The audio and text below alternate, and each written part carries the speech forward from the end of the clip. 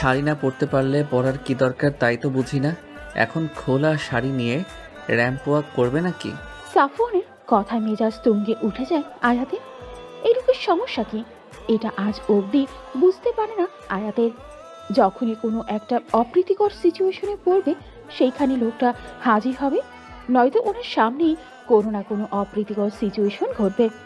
একে হিরে বেঁধে শাড়ির কুচি খুলে গেছে, ওপর থেকে এনার বাক্যের শেষ নেই। দাঁতে দাঁত চেপে বলতে লাগলো, সাফওয়ান ভাই, আসলে কি বলুন তো, আমি বিয়ে থেকে পালানোর সময় ভাবিনি আমাকে ওয়ার্ল্ড রেস চ্যাম্পিয়নশিপে নিজের নামের পতাকা ওড়াতে হবে। আগে জানলে শাড়ি না, উসাইন বোল্টের কস্টিউম পরে আসতাম। মুখ তো কেচির মতো চলে, তা তোমার বাবার সামনে মুখটা চালালে হয়তো এভাবে পালাতে হতো না। চালিয়েছিলাম, বিনিময়ে বাগালে থাপ্পড় আর 7 দিন রুমে আটকে রেখেছিল। তোমার শাড়ির কুচি ঠিক হইলে কি আমরা যাইতে পারি? তোমার বাবার বডিগার্ডরা আসলো বলে। আয়াত আর কোনো কথা বলল না। বলে না, কথায় কথা বাড়ে। আর এই লোকটার সাথে কথা বলতে গেলে শুধু যে কথাই বাড়বে সেটা নয়, সকাল হয়ে যাবে অথচ তর্ক শেষ হবে না। শেষমেশ দেখা যাবে বাবার বডিগার্ডরা সত্যিই চলে আসবে। এখন তাড়াতাড়ি কোনো ট্রান্সপোর্ট ধরে কাজী অফিস যেতে হবে। 1 ঘন্টা আগেও আয়াত একরকম ভেবেছিল, কিন্তু পুরো উল্টো কাহিনী ঘটে গেল।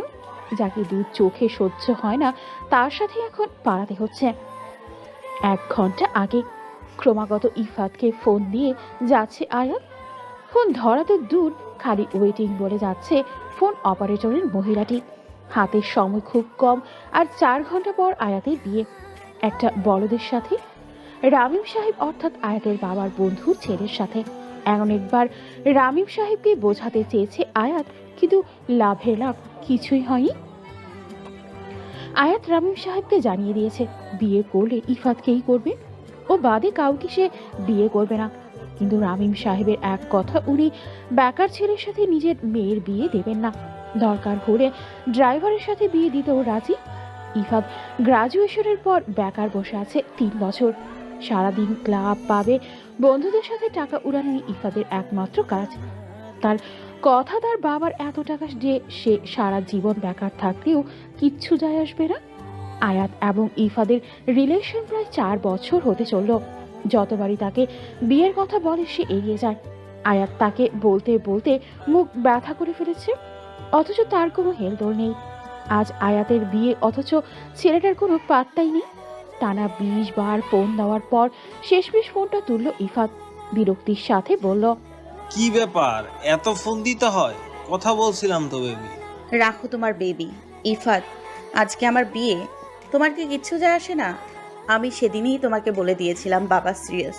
তুমি যদি কিছু না করো এবার সত্যি আমাকে হারিয়ে ফেলবে। তুমি কি সত্যি আমাকে ভালোবাসো? ইফাত, এখনো যদি কিছু না করো আর 4 ঘন্টা পরে আমার বিয়ে হয়ে যাবে, তখন চাইলেও কিছু করার থাকবে না। তুমি এটা এখন বলছো? তুমি তো আমার সাথে এতদিন যোগাযোগ করনি।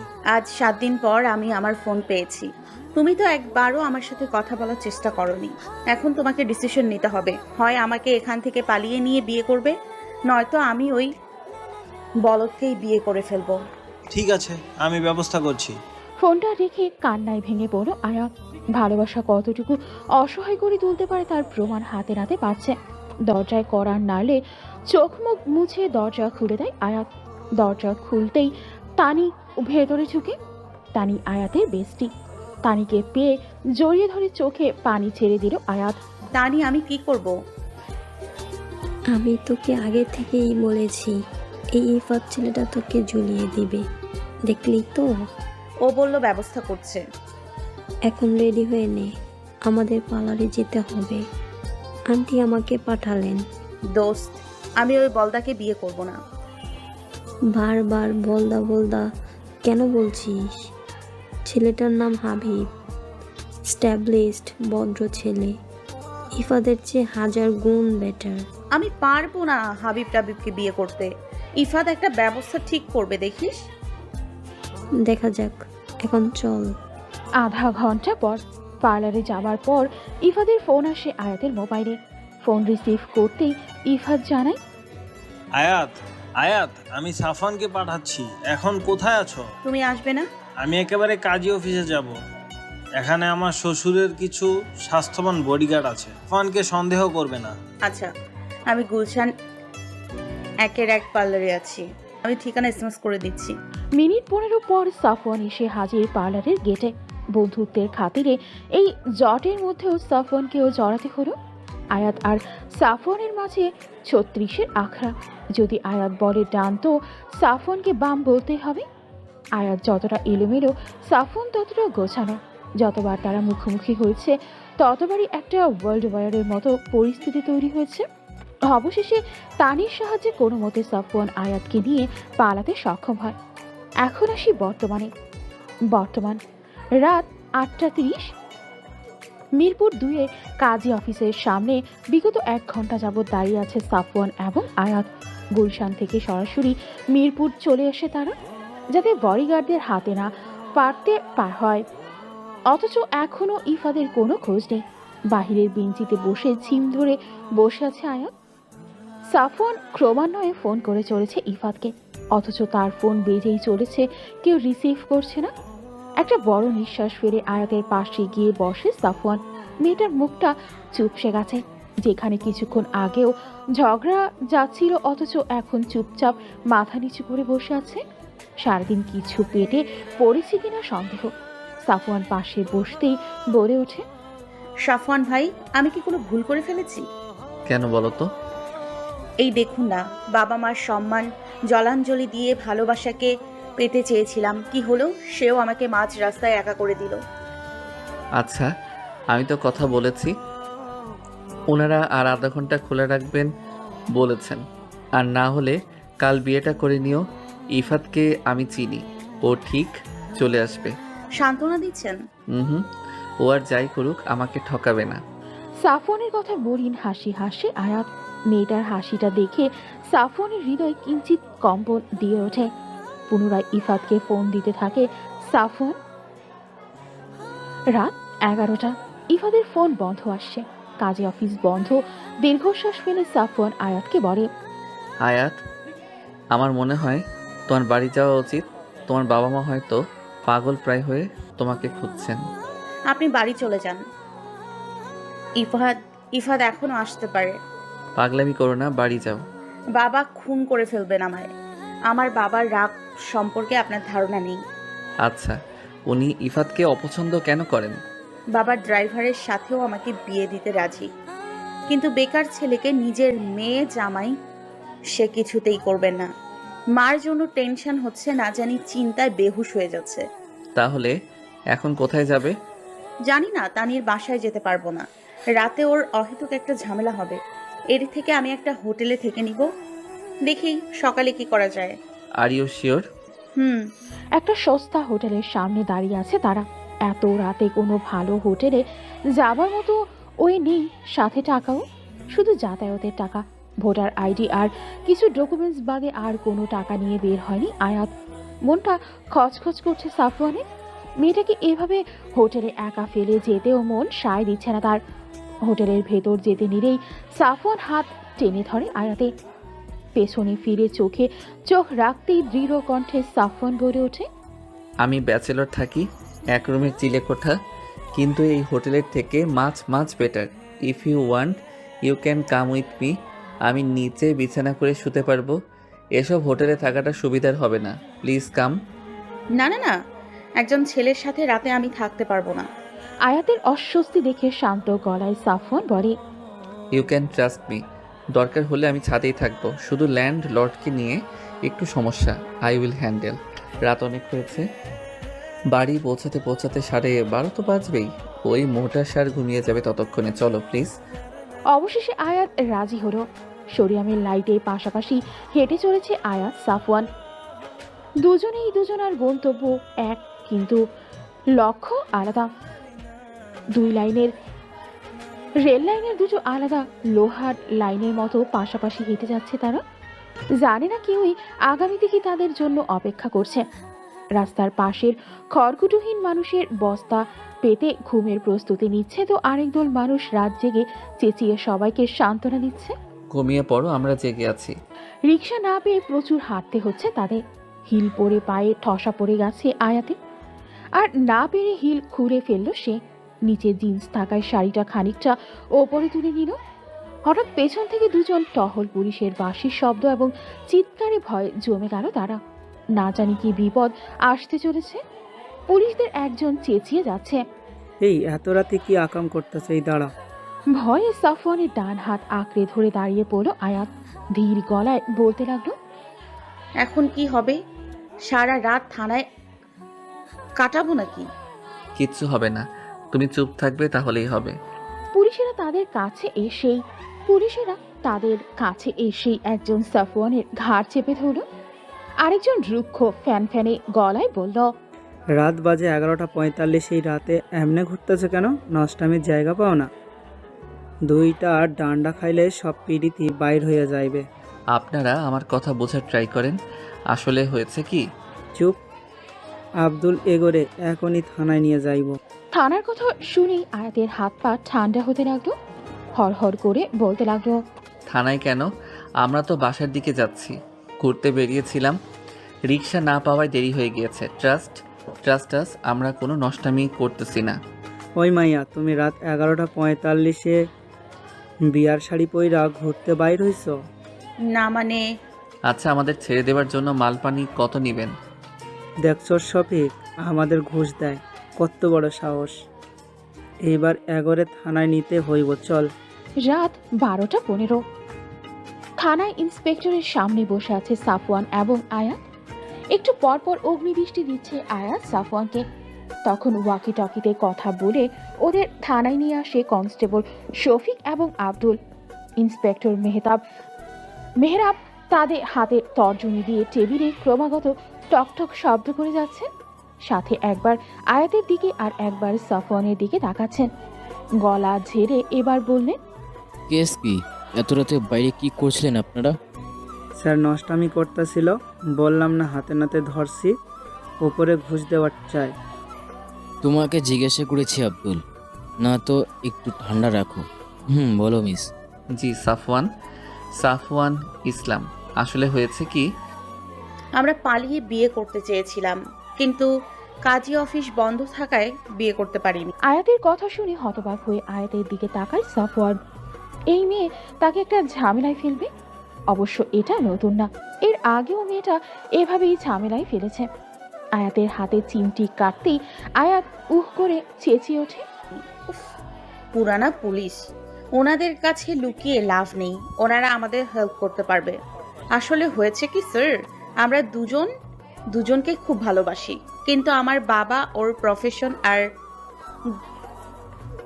গরিবের জন্য ওকে মেনে নেননি। আজ আমাকে একটা বলদের সাথে জোর করে বিয়ে দিয়ে দিচ্ছিল, তাই আমি পালিয়ে আসি। আমার বাবাকে চিনবেন, রাহিম রহমান, রিটায়ার্ড মেজর জেনারেল। আমি তার একমাত্র মেয়ে। সাফওয়ান তো অনেক গরিব, তাই বাবা ওর সাথে আমার বিয়ে দেবেন না। এই যে দেখুন, আমার ভোটার আইডি সব আছে, আমরা আজই বিয়ে করতাম। সাফওয়ান হা করে আয়াতের অভিনয় দেখে যাচ্ছে। জাতীয় পুরস্কার বিজয়ী অভিনেত্রীর মতো অভিনয় করছে মেয়েটি, কি নিপুণভাবে কাঁদছে। ইন্সপেক্টর সাফওয়ানের দিকে তাকিয়ে বলল, তাহলে আপনি কনস্টেবলদের ঘুষ কেন দিতে চেয়েছেন? ওনারা আমার কোনো কথা শুনতেই রাজি ছিলেন না। আর সত্যি বলতে এত রাতে আমরা অনেক ভয় পেয়ে গিয়েছিলাম। উপরে আমাদের বিয়ে হয়নি, একটা কনেকে বিয়ে থেকে পালিয়ে নিয়ে এসেছি। I think you can understand. আমি খুবই সতর্ক নাগরিক। আয়াত না থাকলে আমি এমনটা কোনোদিন করতাম না। আচ্ছা, আপনাদের নাম ঠিকানা দিয়ে যান, আমি কন্ট্রাক্ট করব। আর যদি এটার প্রমাণ হয় যে আপনারা মিথ্যা বলছেন, তাহলে আমার থেকে খারাপ কেউ হবে না। কোথায় লিখবো? আব্দুল, ওনাদের সব ঠিকানা নিয়ে বাড়িতে পৌঁছে দাও, এত রাতে পাবে না। আর সরফরাজ সাহেব, আপনার অফিসের ঠিকানাটা দিয়ে যাবেন। যদি এত রাতে কাজই পাওয়া যেত, আমি নিজে আপনাদের বিয়ে দিতাম। নিজের মাথা চাপড়াতে ইচ্ছে করছে সাফওয়ানের। এই আয়াতের জন্য কি এক ঝামেলাই না পড়ল। মিথ্যে তো বলে দিল, কিন্তু এখন এই মিথ্যে ধরা পড়ে যে কি ঝামেলা পোহাতে হবে আল্লাহ জানে। ওপরে রামিম রহমানের মেয়ে, তিনি একজন রিটায়ার্ড আর্মি অফিসার। শহরে ওনার চেনা জানা শেষ নেই। এক রাতে তার জীবনে এতটা উদার চড়াই এর মুখোমুখি হতে হবে কে জানতো। আর এদিকে ইফাদের ফোন এখনো বন্ধ। ইফাত কেয়ারলেস, কিন্তু এতটা যে নিজের গার্লফ্রেন্ডকে বাড়ি থেকে পালিয়ে অন্যের ঘাড়ে ঝুলিয়ে দিয়ে এখন নিজে লাপাত্তা। কাঁধে ভারী ভারী অনুভব হলে পাশে তাকিয়ে দেখে আয়াত তার কাঁধে মাথা রেখেই ঘুমিয়ে পড়েছে। মেয়েটাকে বড্ড ক্লান্ত লাগছে, সারাদিন কম ধকল তো যায়নি। রাতের আলো আধার খেলায় আয়াতের মুখটা কোনো শিল্পকর্ম থেকে কম লাগছে না, খুব যত্নে নিপুণ শিল্পকর্ম। এলোকেশি চন্দ্রমার ন্যায় মুখখানা, উপরে গোলাপের পাপড়ির ন্যায় ঠোঁটখানা, যে কাউকে আকর্ষণ করবে। সবচেয়ে বেশি আকর্ষণীয় ঠোঁটের নিচে ছোট তিলটি, যেন নজর ফোটা। অজান্তেই আপন মনে তাকিয়ে রয়েছে সাফওয়ান তার দিকে। কনস্টেবল আব্দুল জোরে ব্রেক কষলে সাফওয়ানের হুঁশ ফিরে। নিজের কাজে নিজেরই বিরক্ত লাগে গেল। কি করছিল সে? আয়াত ইফাদের আমানত যতই সুন্দরী হোক না কেন, তার প্রতি অন্যরকম অনুভূতির জন্ম দেওয়াই পাপ। নিজেকে নিজে শান্ত করার জন্য মনে মনে বলতে লাগলো, আয়াত একটা চালতা ফিরতা ঝামেলা, ওর মধ্যে ভালো লাগার কিছুই নেই। মনে নেই একবার তোর এক্সিবিশন ওর জন্য নষ্ট হয়ে গিয়েছিল? ওর জন্য আজকে তোর থানায় যেতে হয়েছে। সাফওয়ান, ওকে ইফাদের হাতে তুলে দিলেই তোর কাজ শেষ।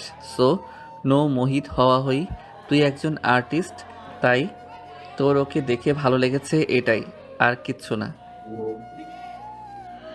পানের পিকটা ফেলে আব্দুল বিরক্ত কণ্ঠে বলে উঠল, এখানে বসে রাত কাটাইবেন নাকি যাইবেনও?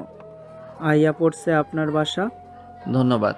এই আয়াত ওঠো, বাসায় এসে গেছি। আয়াতকে নড়াচড়া দেওয়ার পর অবশেষে বিরক্তি এবং ঘুম ঘুম গলায় বলে ওঠে, কি হয়েছে? আর একটু ঘুমাতে দাও, তুমিও ঘুমাও। ধুর, ওঠো না, বাসা চলে আসছে তো। কে শোনে কার কথা? আয়াত তো বেঘরে ঘুম উপায়ন্তর না পেয়ে আয়াতকে কোলে করে নিয়ে উঠে লাগলো। আর সাফওয়ানের দোয়া পড়তে পড়তে 5 তলায় উঠল সে। বাড়িওয়ালা দেখলে একটা কেলেঙ্কারি হয়ে যাবে। যদিও ঘড়ির কাঁটা 2টার ঘরে এসে পড়েছে, তবুও বলা যায় না। ওই লোকের ভরসা নেই।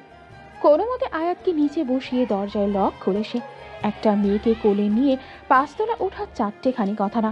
যদিও আয়াতের ওজন তুলার মতো, তাও আয়াতকে বেডে শুয়ে ফ্রেশ হতে চলে গেল সাফওয়ান। আজকে দিনটা খুব ধকলের ছিল। দুপুরের পর থেকে খাবারের কণাও পেটে পড়েনি। কালকে সকাল 8টায় অফিস আছে, এখন না ঘুমালে কালকে জম্বি হয়ে যেতে হবে। ফ্রেশ হয়ে একটা নীল 3/4 প্যান্ট আর কালো টি-শার্ট পরে নিল সাফওয়ান। আয়াত বেঘুরে ঘুমোচ্ছে। ওর ওপর হাতি হাঁটলেও টের পাবে কিনা সন্দেহ। অবশ্য মেয়েটিও না খাওয়া। অনেকবার সেধেছিল সাফওয়ান, কিন্তু খায়নি। ওর উপর কতটা প্রেশার যাচ্ছে সেটা না বললেও বুঝতে বাকি নেই সাফওয়ানের। চঞ্চল মেয়েটি নিজের কষ্টগুলো হাসির মাঝে লুকিয়ে রেখেছে। বাবা মাকে না বলে ভালোবাসার খাতিরে ছুটে এসেছে, কিন্তু সেই ভালোবাসাও কথা রাখেনি। রুমে এক বিন্দু জায়গা নেই শোয়ার। সাফওয়ানের পেন্টিং আর ক্যানভাসে ফ্লোর ভর্তি। শরীর ভেঙে যাচ্ছে। এখন এগুলো গোছানো একটা এভারেস্ট অভিযানের কাজ হবে, তাই উপায়ন্তর না পেয়ে ছাদে চলে যায় সে। আজ রাত নির্ঘুমই কাটবে বোঝা যাচ্ছে। ব্যঞ্জন ধরিয়ে বাহিরে নজর দিল সে। খারাপ স্বভাবের এই একটাই আছে তার, সিগারেট খাওয়া। নিকোটিন সব খারাপের মধ্যে একটি ভালো কাজও করে, তা হলো স্নায়ু শান্ত করে। আর আর্টিস্ট মানুষদের এটা খুব দরকার। সাফওয়ানের জীবনটা খুব এলোমেলো। আয়াত যেন এই এলোমেলো জীবনে আরও ঝড় এনে দিয়েছে। আর্টিস্ট হবার ঘর ছেড়ে শহরে আসে সে, কিন্তু অভাবের শহরে শখের দাম নেই। পড়াশোনায় ভালো হওয়ায় একটা 17,000-এর চাকরি ম্যানেজ তো হয়ে গেছে, কিন্তু 17,000-এ টাকা ঢাকা শহরে কি হয়? সকাল 8টা থেকে রাত 7টা অবধি চাকরি করে এসে রাতে নিজের কল্পনার দুনিয়াতে তুলি ঘোরায় সে। 2-3টা আর্ট গ্যালারিতেও আঁকাও দিয়েছে, তাতে বেশি একটা লাভ হয়নি। একবার তো এক্সিবিশনও পেয়েছিল, কিন্তু ওই আয়াতের জন্য সব আর্টগুলো নষ্ট হয়ে গিয়েছিল। তারপর থেকে মেয়েটাকে সাফওয়ানের সহ্য হয় না। অতীতের পাতা উল্টাতে উল্টাতে কখন সকাল হয়ে গেছে খেয়ালই নেই সাফওয়ানের। সকাল 6টা। রুমের দিকে হাঁটা দেয় সাফওয়ান। সিলে কোঠা আর ছাদ পাশাপাশি, একটা দরজা দিয়েই ঢোকা যায়। দরজাটা খুলতেই মুহূর্তেই শির দ্বারা দিয়ে শীতল রক্ত বয়ে গেল সাফওয়ানে। ধরাম করে দরজা বন্ধ করে দিল সে। আয়াত তখন দরজাটা খুলতেই মুহূর্তেই শির দ্বারা দিয়ে শীতল রক্ত বয়ে গেল সাফওয়ানে। ধরাম করে দরজা বন্ধ করে দিল সে। আয়াত তখন বেঘরে ঘুম, শাড়ি এলোমেলো, আঁচলের কোনো হরিস নেই, সাদা ধবধবে প্যাকটা উন্মুক্ত। মেয়েটা এত কেয়ারলেস কিভাবে হতে পারে? ঘুমে কারোর শাড়ি এতটা এলোমেলো হয়ে যেতে পারে? দরজাটা আটকিয়ে পুনরায় ছাদে চলে এসেছে সাফওয়ান। চোখ বন্ধ করলে এখনো আয়াতের প্রতিচ্ছবি ভাসছে। এই প্রথম কোনো নারীকে এতটা কাছ থেকে দেখেছে সে। এতটা সুন্দর নারীও হতে পারে, যেন ভাস্করের নিপুণ হস্তের শিল্পকর্ম। মাঝে মাঝে ছেলেদের পক্ষেও নিজেকে আটকানো কঠিন হয়ে পড়ে। আর সব থেকে আকর্ষণীয় ছিল নাভির পাশের গাঢ় তিলটি। যে কোনো ছেলের মাথা ঘোরানোর জন্য সেটা যথেষ্ট। চাঁদের পানির নলটি ছেড়ে মাথা ঢুকিয়ে বেশ কিছুক্ষণ বসে রইল সাফওয়ান। একই সকাল, ওপরে কালকে রাতে বেশ শিশির পড়েছিল, পানিটা বেশ ঠান্ডা। এখন এই ঠান্ডা পানি থেরাপি তাকে কুচিন্তা থেকে রক্ষা দিতে পারবে। বেশ কিছুক্ষণ পর ঘড়ির দিকে তাকিয়ে দেখল 7টা বাজতে চলেছে। মাথা ভেজানোর কারণে অর্ধেক শরীর এমনিতেই ভিজে গেছে। এবার ভেতরে যেতেই হবে, এখন না বের হলে অফিসে লেট হয়ে যাবে। মিনিট 20 জোরে জোরে কড়া নাড়লে আয়াতের সাড়া পায় সে। বেশ দৃঢ় কণ্ঠে বলে, আঁচলটা ঠিক করো, আমি ভেতরে আসছি। সকাল সকাল এমনিতেই জটলা পেকে থাকে আয়াতের মাথা। ওপরে মনে হচ্ছে মাথায় কেউ হ্যামার দিয়ে বেশ কিছুক্ষণ তবলা বাজিয়েছে। আশেপাশের দৃশ্য দেখে হাবলার মতো বেশ কিছুক্ষণ বসেছিল সে। কাল রাতে পুলিশের গাড়িতেই ঘুমিয়ে পড়েছিল। তারপর কিছু মনে নেই তার। চোখটা চারিদিকে ঘোরালে খেয়াল করে পুরনো একটি স্টোর রুমের মতো ঘরের চৌকির মতো বেড়ে বসে আছে সে। রুমের দেয়ালের রং খসে গেছে। লাস্ট হয়তো 3 বছর একবারও রং করা হয়নি। তার মানে এটা সাফওয়ানের সিলে কোঠার রুম। এবার ধীরে ধীরে বাস্তবে ফিরে আয়াত বুঝতে পারে রাতে সাফওয়ান এখানেই তাকে নিয়ে এসেছিল। রুমটা খুব ছোট। একপাশে একটা 3rd হ্যান্ড স্টিলের আলমারি, তার পাশে একটা কম দামি ছোট্ট টেবিল, তাতে রং তুলি স্কেচবুক এলোমেলো করে পড়ে রয়েছে। ঘরের দক্ষিণ দিকে বেশ বড় জানালা। জানালা দিয়ে আকাশে স্পষ্ট দেখা যাচ্ছে, সাথে গাড়ির হর্নও শোনা যাচ্ছে। মানে বাড়িটা রোডের খুব কাছে। সারা ঘর অগোছালো, কিন্তু নোংরা নয়। ফ্লোরে সাফওয়ানের পেন্টিং এবং ফাঁকা ক্যানভাস ভর্তি। জানালার ঠিক পাশে একটা ঘুম ধরা আলনা আছে, তাতে সাফওয়ানের নোংরা কাপড় রাখা। ঘরটা পর্যবেক্ষণ শেষ হলে শুনতে পায় সাফওয়ান কড়া মেরে যাচ্ছে। সাফওয়ান যখন কথাটা বলে তখন নিজের দিকে তাকিয়ে নিজেই লজ্জা পেয়ে যায় সে। রাতে অস্বস্তির জন্য কখন আঁচল খুলে ফেলেছিল খেয়ালই নেই তার। কোনো মতে শাড়িটি দিয়ে নিজেকে পেঁচিয়ে সাফওয়ানকে ভেতরে আসতে বলে সে। সাফওয়ান একবারও আয়াতের দিকে না তাকিয়ে আলমারির কাছে চলে যায়। শার্ট প্যান্ট বের করে ওয়াশরুমে ছুট লাগানোর সময় পেছন থেকে আয়াত ডাকলে বাধ্য হয়ে আয়াতের দিকে তাকায় সে। আমাকে আপনার একটা টি শার্ট দেবেন? আমার কাছে পরার মতো কোনো জামা নেই শাড়ি বাদে। আলমারি খোলাই আছে, নিয়ে নিও, আমার লেট হচ্ছে। বলেই ওয়াশরুমে ঢুকে থাম করে দরজা লাগিয়ে দিল সাফওয়ান। এলোমেলো চুল, ঘুম ঘুম চাহনি আর লাল হয়ে থাকা গাল থেকে কয়েকবার হার্টবিট মিস হয়েছে সাফওয়ানের। এই মেয়েকে খুব দ্রুত ইফাদের হাতে তুলে দিতে হবে, নয়তো পাগল হয়ে যাবে সাফওয়ান। সকাল 11টা। আয়াত জানালার পাশে দাঁড়িয়ে আছে। মনটা তার ভালো নেই। তানির কাছে সকালে ফোন দিয়েছিল। তানির কাছে থেকে জানতে পারে রামিম সাহেব তাকে অনেক কথা শুনিয়েছে। তিনি তানির সামনেই বলে দিয়েছেন, আয়ানকে সামনে পেলে এর শেষ দেখে নেব। আয়াতের মা শারমিন বেগমের শরীরটা নাকি ভালো নেই। মেয়ে নিখোঁজ দেখে প্রেশার লো হয়ে 2-3 বার অজ্ঞান হয়েছেন। ছুটে যেতে ইচ্ছে করছে মায়ের কাছে, কিন্তু নিজের কর্মফল যে নিজেকে ভোগ করতে হচ্ছে। ইফাদের আশায় ঘর ছেড়ে আসার সময় একবারও কল্পনা করেনি আজ ভালোবাসার শাস্তি এভাবে পেতে হবে তাকে। ইফাদের ফোন এখনো বন্ধ। ইফাদের কিছু বন্ধু বান্ধবদের নাম্বার সাফওয়ানের কাছ থেকে নিয়ে রেখেছিল। তারা কেউ জানে না ইফাদ কোথায়। আচ্ছা, ইফাদের কোনো বিপদ হয়নি তো? বাবা ওর কোনো ক্ষতি করে নেই তো? ধুর, আর ভাবতে পারছি না। একবার ইশরাতের সাথে কথা বলতে পারলে হয়তো জানতে পারতাম, কিন্তু ওর নাম্বারটা বন্ধ। উফ, এই ভাই বোন নিজের ফোনটা কেন বন্ধ করে রেখেছে? আমি এখন কি করব? তানির বাসায় যেতে পারবো না। বাবা তানির বাসার সামনে পাহারা লাগিয়েছে। সাফওয়ান ভাইকে জ্বালানোর কোনো মানে হয় না, কিন্তু কোথায় যাব আমি? জানালার পাশে দাঁড়িয়ে নিজেকেই নিজে প্রশ্ন করে যাচ্ছে আয়াত। সামনে যে ডেড এন্ড যাওয়ার পথটুকু খুঁজে পাচ্ছে না। বুকের বা পাশে চিনচিনে ব্যথা, চোখে নোনা জলের আবির্ভাব ঘটাচ্ছে বারংবার। সাফওয়ান মাঝে একবার ফোন দিয়ে খোঁজ নিয়েছে যে সে খেয়েছে কিনা। সে বন্ধু হিসেবে তার দায়িত্বের অধিক পালন করে যাচ্ছে, আর অসহায়ের মতো আয়াত তার সাহায্য নিয়ে যাচ্ছে।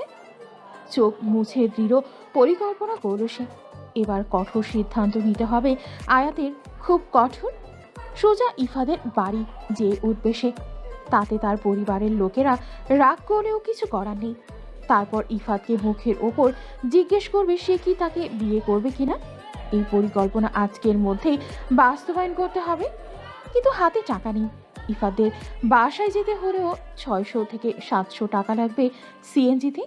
সেই টাকাটা হাতে নেই। সাফওয়ান আসলে তাকে পরিকল্পনার কথাটি জানাতে হবে। পাশের দোকান থেকে পরোটা আর ডাল দিয়ে গেছে সাফওয়ান। ডাল ঠান্ডা হয়ে গেছে আর পরোটা শক্ত, কিন্তু পেটের ইঁদুরদের এটাই দিয়েই শান্ত করতে হবে। যে মেয়ে সামান্য ঠান্ডা পানি আঙুলে ছোঁয়াতে পারে না, আজ সে ঠান্ডা পানি দিয়ে গোসল করেছে। ব্রেড জ্যাম আর ব্ল্যাক কফি ব্যতীত যার নাস্তা হয় না, আজ তৈলাক্ত চুপচুপে পরোটা আর ঠান্ডা পানির মতো ডাল খেতে হচ্ছে। জীবন কত কিছু শিখায়। বিকেল 5টা। সারাদিন শুধু সাফওয়ানের পেন্টিং দেখেই দিন কেটেছে আয়াতের। ইফাদের মেসেঞ্জার, হোয়াটসঅ্যাপ ভয়েস মেসেজ দিয়েছে বেশ কিছু, কিন্তু লাভ হয়নি। কেঁদে কেঁদে মাথা ধরে আসতে ছাদে রাখা সাফওয়ানের ছোট স্টবে প্রথম কফি বানানোর ট্রাই করেছে। ফলাফল হাতে 2-3টা ফোসকা পড়েছে, কিন্তু কফি সে বানানো শিখে গেছে। সাফওয়ানকে অনেকবার বলেছে তার পোর্ট্রেট ড্র করতে, কিন্তু লোকটা মুখের উপর বলে দিয়েছে তার চেহারা ক্যানভাসে তোলার যোগ্য না। কফি হাতে জানলায় দাঁড়িয়ে আকাশ দেখতে যখন ব্যস্ত আয়াত, তখন ক্রমাগত দরজায় কড়া নাড়ে কেউ। দরজা খুলতেই হুড়মুড় করে একটি মেয়ে ঘরে ঢুকে পড়ে। মেয়েটির হাতে একটি পেঁয়াজুর বাটি। এভাবে ঘরে ঢুকে পড়ায় অবাকের সর্বোচ্চ পর্যায়ে চলে যায় আয়াত। মেয়েটি উচ্চতায় আয়াতের সমান, গোলগাল মুখ, চুল একপাশে বেরুনি করা, দেখে মনে হচ্ছে কলেজে পড়ে। মেয়েটি আশেপাশে চোখ ঘুরিয়ে আয়াতের দিকে নজর দেয়। চোখে একরাশ কৌতূহল আর অপছন্দের আভা নিয়ে মাথা থেকে পা অব্দি চোখ বোলায় সে। আয়াত তখন সাফওয়ানের একটা টি শার্ট আর ট্রাউজার পরেছিল। টি শার্টটা বেশ বড়, গলাটা বেশ নেমে যাচ্ছে, কিন্তু উপায় নেই। বিয়ের শাড়ি আর জিন্স বাদে পরিধানের কোনো কাপড় আর নেই। কর্কশ কণ্ঠে প্রশ্ন ছুড়ে মেয়েটি আয়াতকে, কে তুমি? সাফওয়ান ভাইয়া জামা পরে আছো কেন? আমি কি আমি কি হলো বলো? তোমাকে বলবো কেন? আগে তুমি বলো, তুমি কে? আমি মায়া, এই বাড়ি আমার বাবার। তুমি কে বলো, নয়তো বাবাকে বলে দিব। আমি সাফওয়ানের স্ত্রী। এই মুহূর্তে মাথা একেবারে ফাঁকা হয়ে যায় আয়াতের। দুম করে মনে যা এসেছে তাই বলে দেয় সে। মেয়েটি প্রথমে হতবাক হয়ে তাকিয়ে থাকে, পরে কান্না কান্না মুখ করে দৌড়ে চলে যায় রুম থেকে। ঘটনার আকস্মিকতায় কিছুই মাথায় ঢুকছে না আয়াতের। মেয়েটি ঝড়ের গতিতে এলো, আবার টর্নেডোর গতিতে চলে গেল। হচ্ছেটা কি? রাত 8টা। আজ বাড়ি ফিরতে দেরি হয়ে গেছে সাফওয়ানের। না জানি আয়াত একা একা কি করছে। সকালের পর থেকে কথাই হয়নি। প্রথমে ভেবেছিল দরজা বাইরে থেকে আটকে যাবে, পরে ভাবলো অজান্তে বিপদ আসলে আয়াত বের হতে পারবে না, আর মোটা সার ওপরে আসবে না রাতে রাতে। সে জানে সাফওয়ানের অফিসটায়, কিন্তু মায়াকে নিয়ে একটু চিন্তা থেকে যায়। মেয়েটি ধুমধাম চলে আসে।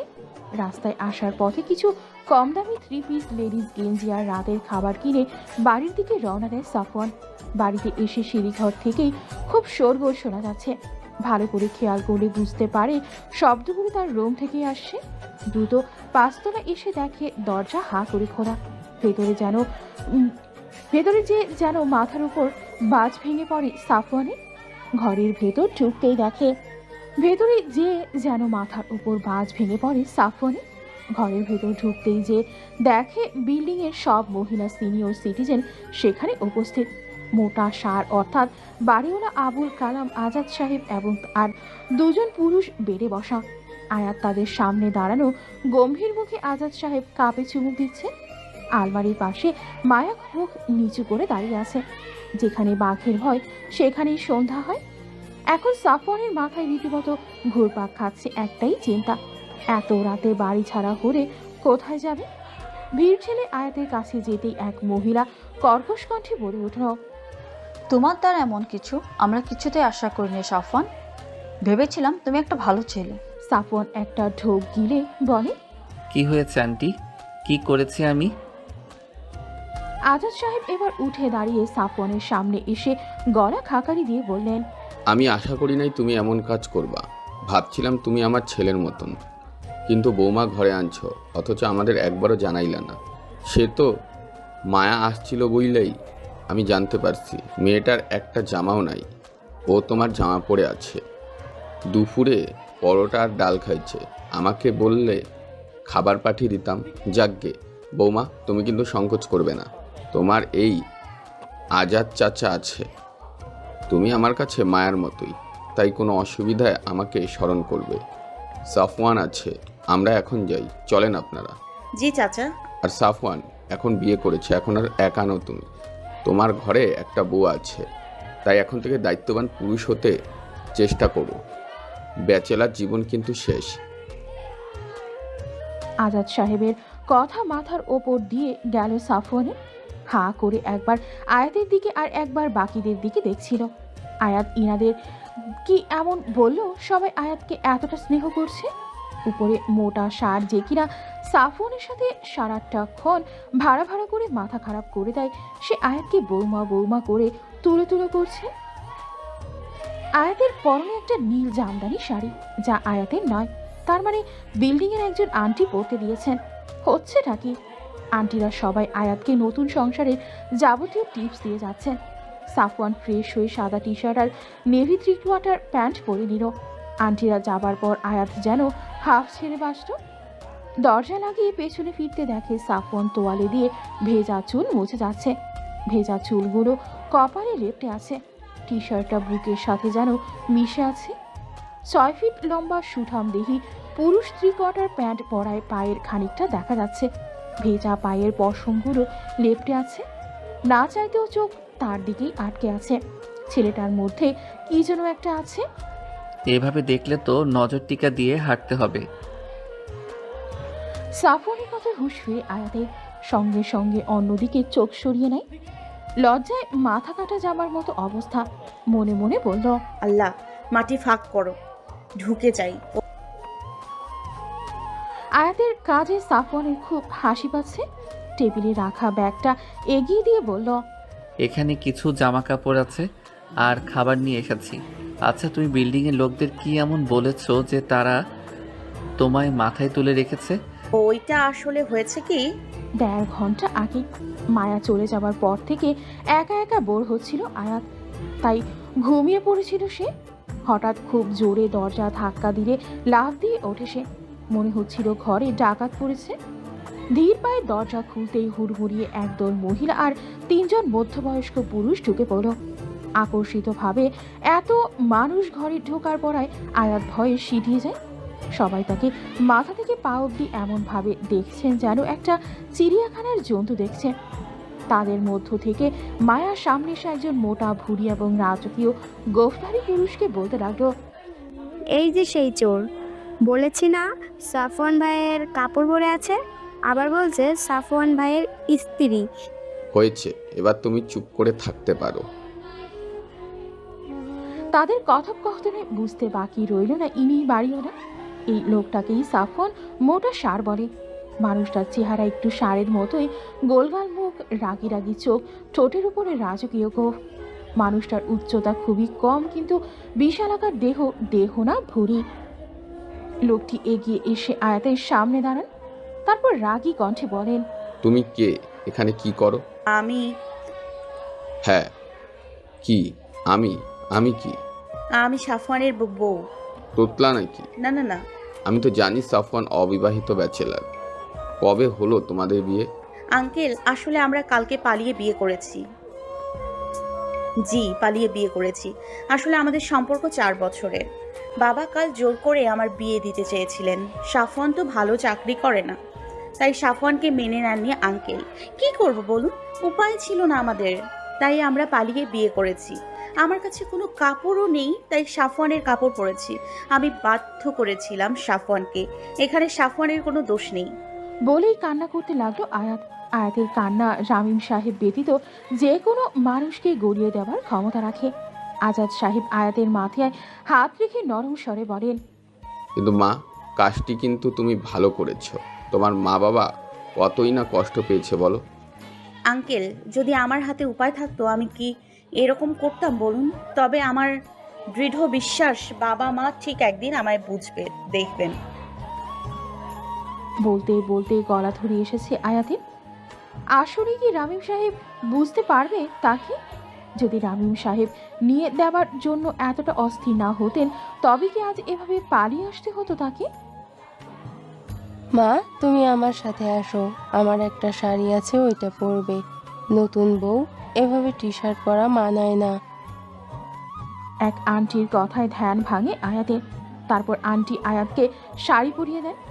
আয়াত সবার জন্য কফি বানায়। একটা আড্ডার আমেজ তৈরি হয়। মায়া মুখ কালো করে এক জায়গায় দাঁড়িয়ে থাকে। আয়াতের বুঝতে বাকি নেই মেয়েটা থেকে চরম অপছন্দ করে। ঢাকার ব্যতিব্যস্ততার মাঝে কোনো অপরিচিত মানুষও এতটা আন্তরিক হতে পারে, এটা যেন কল্পনার বাহিরে আয়াতের জন্য। মানুষগুলোকে মিথ্যে বলতে একদম ভালো লাগছে না তার, কিন্তু করারও কিছু নেই, নয়তো সাফওয়ানকে ঘর ছাড়া হতে হবে। ফ্ল্যাশব্যাক শেষ হলে দেখে সাফওয়ান হাঁ করে তার দিকে তাকিয়ে রয়েছে। তুড়ি দিয়ে হাত নাড়িয়ে বলে, কি হলো? এভাবে ক্যাবলাকান্তর মতো কি দেখছেন? তুমি অভিনেতা হলে কিন্তু ভালো নাম কামাতে পারতে, তা তো আমি জানি। কিন্তু মিথ্যে কথা না বললেই পারতে। কি করব বলুন? আমার প্রেমিকা পুরো আটঘাট বেঁধে এসেছিল।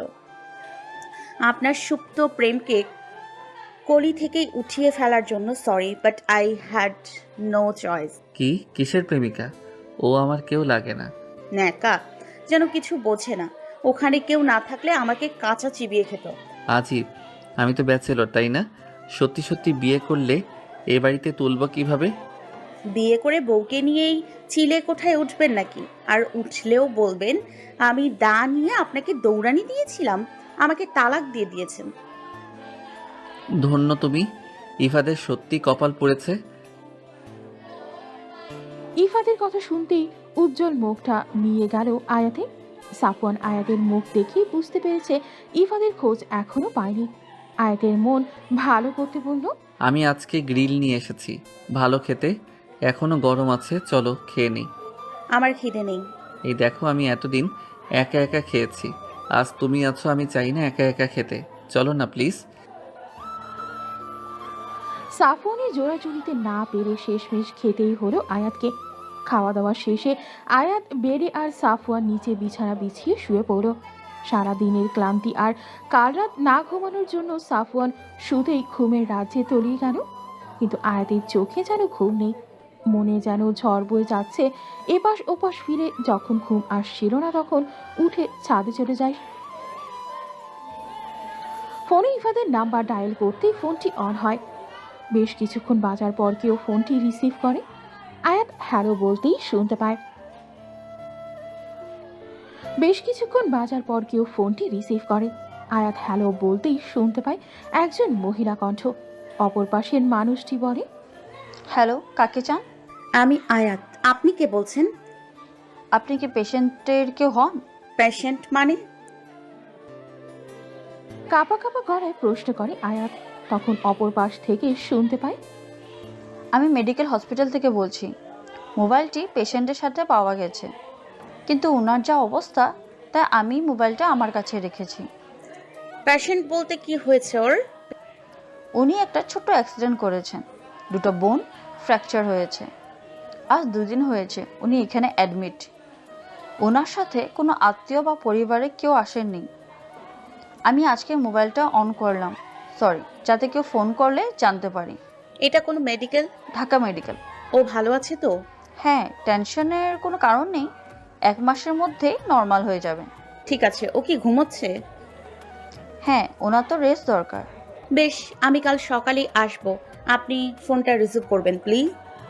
আচ্ছা। ফোনটি রেখে কান্নায় ভেঙে পড়ে সে। যেটার ভয় পাচ্ছিল ঠিক সেটাই হয়েছে। ইফাত এত বড় একটা বিপদে ছিল আর সে কিনা জানতই না। কি ভুলটাই না বুঝেছিল। সকাল হতেই ঢাকা মেডিকেলে যেতে হবে, নয়তো সত্যি দেরি হয়ে যাবে। সারা রাত দুশ্চিন্তাতেই কাটিয়ে দিল। ঘুম যেটুকু এসেছিল তাও পালিয়ে গেছে। না জানি ইফাতকে কি অবস্থায় দেখবে। সকাল 5টা। আজানের সাথে সাথেই ঘুম ভেঙে গেল সাফওয়ানে। চোখ খুলতে খুলতে বেডের দিকে চোখ পড়তেই দেখলো আয়াত নেই। এক লাফে শোয়া থেকে উঠে বসলো। আশেপাশে চোখ ফিরিয়ে দেখলো না মেয়েটি নেই। ব্যতিব্যস্ত হয়ে খুঁজতে লাগলে দেখতে পেল দরজার ফাঁক দিয়ে নীল শাড়ির আঁচল দেখা যাচ্ছে। তার মানে আয়াত ছাদে রয়েছে। মেয়েটি কি তবে রাতে ঘুমোয়নি? ধীর পায়ে ছাদের দিকে এগিয়ে গেলে দেখতে পায় বিষণ্ণ চিত্তে বাহিরের দিকে তাকিয়ে রয়েছে আয়াত। সূর্যের প্রথম কিরণে দীপ্তিময়ী মুখটা যেন বুকে যে লাগার ক্ষমতা রাখে। চুলগুলো হাওয়ার সাথে তাল মিলিয়ে আপন মনে উঠছে। গ্রিক গডেস অ্যাফ্রোডাইট কেউ হার মানাবে এই মানবীর সৌন্দর্য? নিজেকে সামনে গলা খাকারি দিয়ে জিজ্ঞেস করে, সারা রাত কি চোর পাহারা দিচ্ছিলে? ইফাত হাসপাতালে। কি? কাল রাতে ওর ফোনে ফোন দিয়েছিলাম। ভারাক্রান্ত গলায় রাতের নার্সের সাথে কথোপকথন সম্পূর্ণ বিস্তারভাবে বলল সাফওয়ানকে। চিন্তায় ভ্রু কুচকে আসে সাফওয়ানের। তাহলে ইফাতকে ভুল বুঝেছিল এই দুদিন। আয়াতের মাথায় হাত বুলিয়ে বলল, 7টার মধ্যে রেডি হয়ে নাও।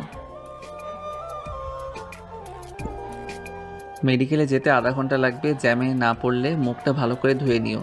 এরকম জম্বি লুক দেখলে ভয় পাবে ইফাত। সাফওয়ান ভাই। আয়াত চেঁচিয়ে এলো পাথারি মারতে লাগলো সাফওয়ানকে। সকাল 8টা।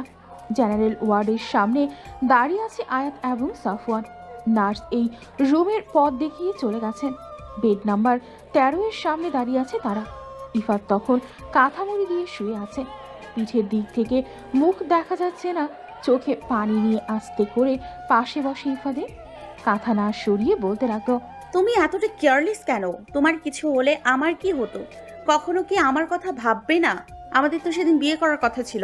জানো, আমি লাল বেনারসি পরেছিলাম, ঠিক তুমি যেমনটা পছন্দ করো তেমন ভাবে সেজেছিলাম। অথচ দেখো কি হয়ে গেল। কথা বলবে না আমার সাথে? ওগো। আয়াতের কথাগুলো শুনে অজান্তেই বুকের বাঁ পাশে তীক্ষ্ণ ব্যথা অনুভব হতে লাগলো সাফওয়ানের। এমন তো হবার কথা ছিল না। তাহলে কেন এমনটা হচ্ছে? দ্বিধা দ্বন্দ্বে জর্জরিত সাফওয়ান ওয়ার্ড থেকে বেরিয়ে গেল। দম বন্ধ লাগছিল এই মুহূর্তে তার। অপরদিকে কথাবার্তা শেষে আয়াতের আকুতি মিনতিতে পাশে শোয়া লোকটির ঘুম ভেঙে যায়। কাঁথাটা সরিয়ে বলে, ওগো, কবে বিয়ে করবে আমায়? কাঁথা সরানোর পর রীতিমতো শখ খায় আয়াত। চিকন ছিপছিপে বডির একটি লোক সেখানে শুয়ে আছে। মুখ ভর্তি দাঁড়িয়ে চোখের নিচের কাটা ঘা যেন তার কুকামের সাক্ষী দিচ্ছে। কে আপনি? ইফাত কোথায় তাহলে? 1 মিনিট। নার্স কোথায় আপনি? নার্স দৌড়ে এলে জিজ্ঞেস করে, কি হয়েছে? এটা আমার ইফাত না। ইফাত কোথায়? মানে যার ফোন দিয়ে আপনার সাথে আমার কথা হয় উনি কোথায়? তিনি এনার কাছে আমি ফোনটা পেয়েছি। Are you sure? হ্যাঁ। এবার তেড়ে এসে শৌকতের কলার চেপে জিজ্ঞেস করে আয়াত, এই ফোন আপনার কাছে কিভাবে এলো? বলেন, নয়তো পুলিশে দিব। ওয়ার্ডের ভেতরে শোরগোলে সাফওয়ান দৌড়ে ভেতরে যায়। সেখানে যেয়ে দেখতে পায় আয়াত রীতিমতো একটা রোগা পটকা লোককে গলা ধরে ঝাঁকাচ্ছে। তাড়াতাড়ি আয়াতকে সেখান থেকে সরিয়ে আনে সাফওয়ান। নয়তো দেখা যেত লোকটা ওখানেই অক্কাপিত হতো। সকাল 9:30। একটা নাস্তার দোকানে মুখোমুখি বসে নাস্তা করছে সাফওয়ান এবং আয়াত। কারো মুখে কোনো কথা নেই। সাফওয়ান আপন মনে পরোটা ডাল খেয়ে যাচ্ছে, আর আয়াত শুধু পরোটা নাড়াচাড়া করছে। শকত মোবাইলটা সিএনজিতে করে ইফাদের মিরপুর থেকে উত্তরা যাবার পথে পকেট থেকে চামে চুমে চুরি করে নেয়। অনেক আকুতি করে ইফাদের সাথে একই সিএনজিতে উঠেছিল সে। ইফাত নেমে যাওয়ার পর ভেবেছিল চোরাই বাজারে বিক্রি করে ভালো দাম পাবে, কিন্তু সেটা হবার আগেই রাস্তা পার হতে গিয়ে বাইকের নিচে চাপা পড়ে হাড় ভেঙে মেডিকেলে ভর্তি হয়। কাহিনী শোনার পর থেকে মুখটা শুকিয়ে গেছে আয়াতের। তার মানে ইফাত তার বাসার দিকে যাচ্ছিল, কিন্তু প্রশ্ন হলো ইফাত মিরপুর এসেও কেন আবার তার বাসার দিকে রওনা দিয়েছিল? এই 2 দিন সে একবারও খোঁজও নেয়নি আয়াতের।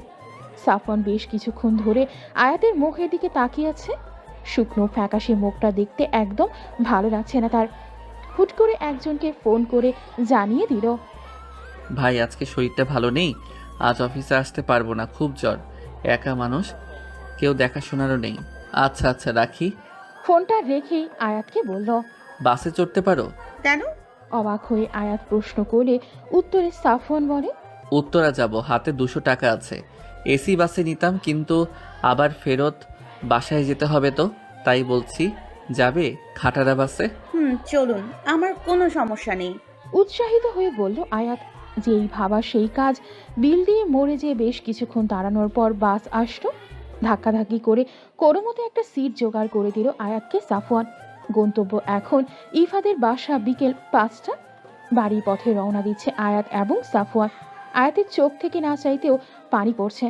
সাফওয়ান যাতে না দেখে তাই লুকিয়ে অন্যদিকে ফিরে পানি ফেলছে সে।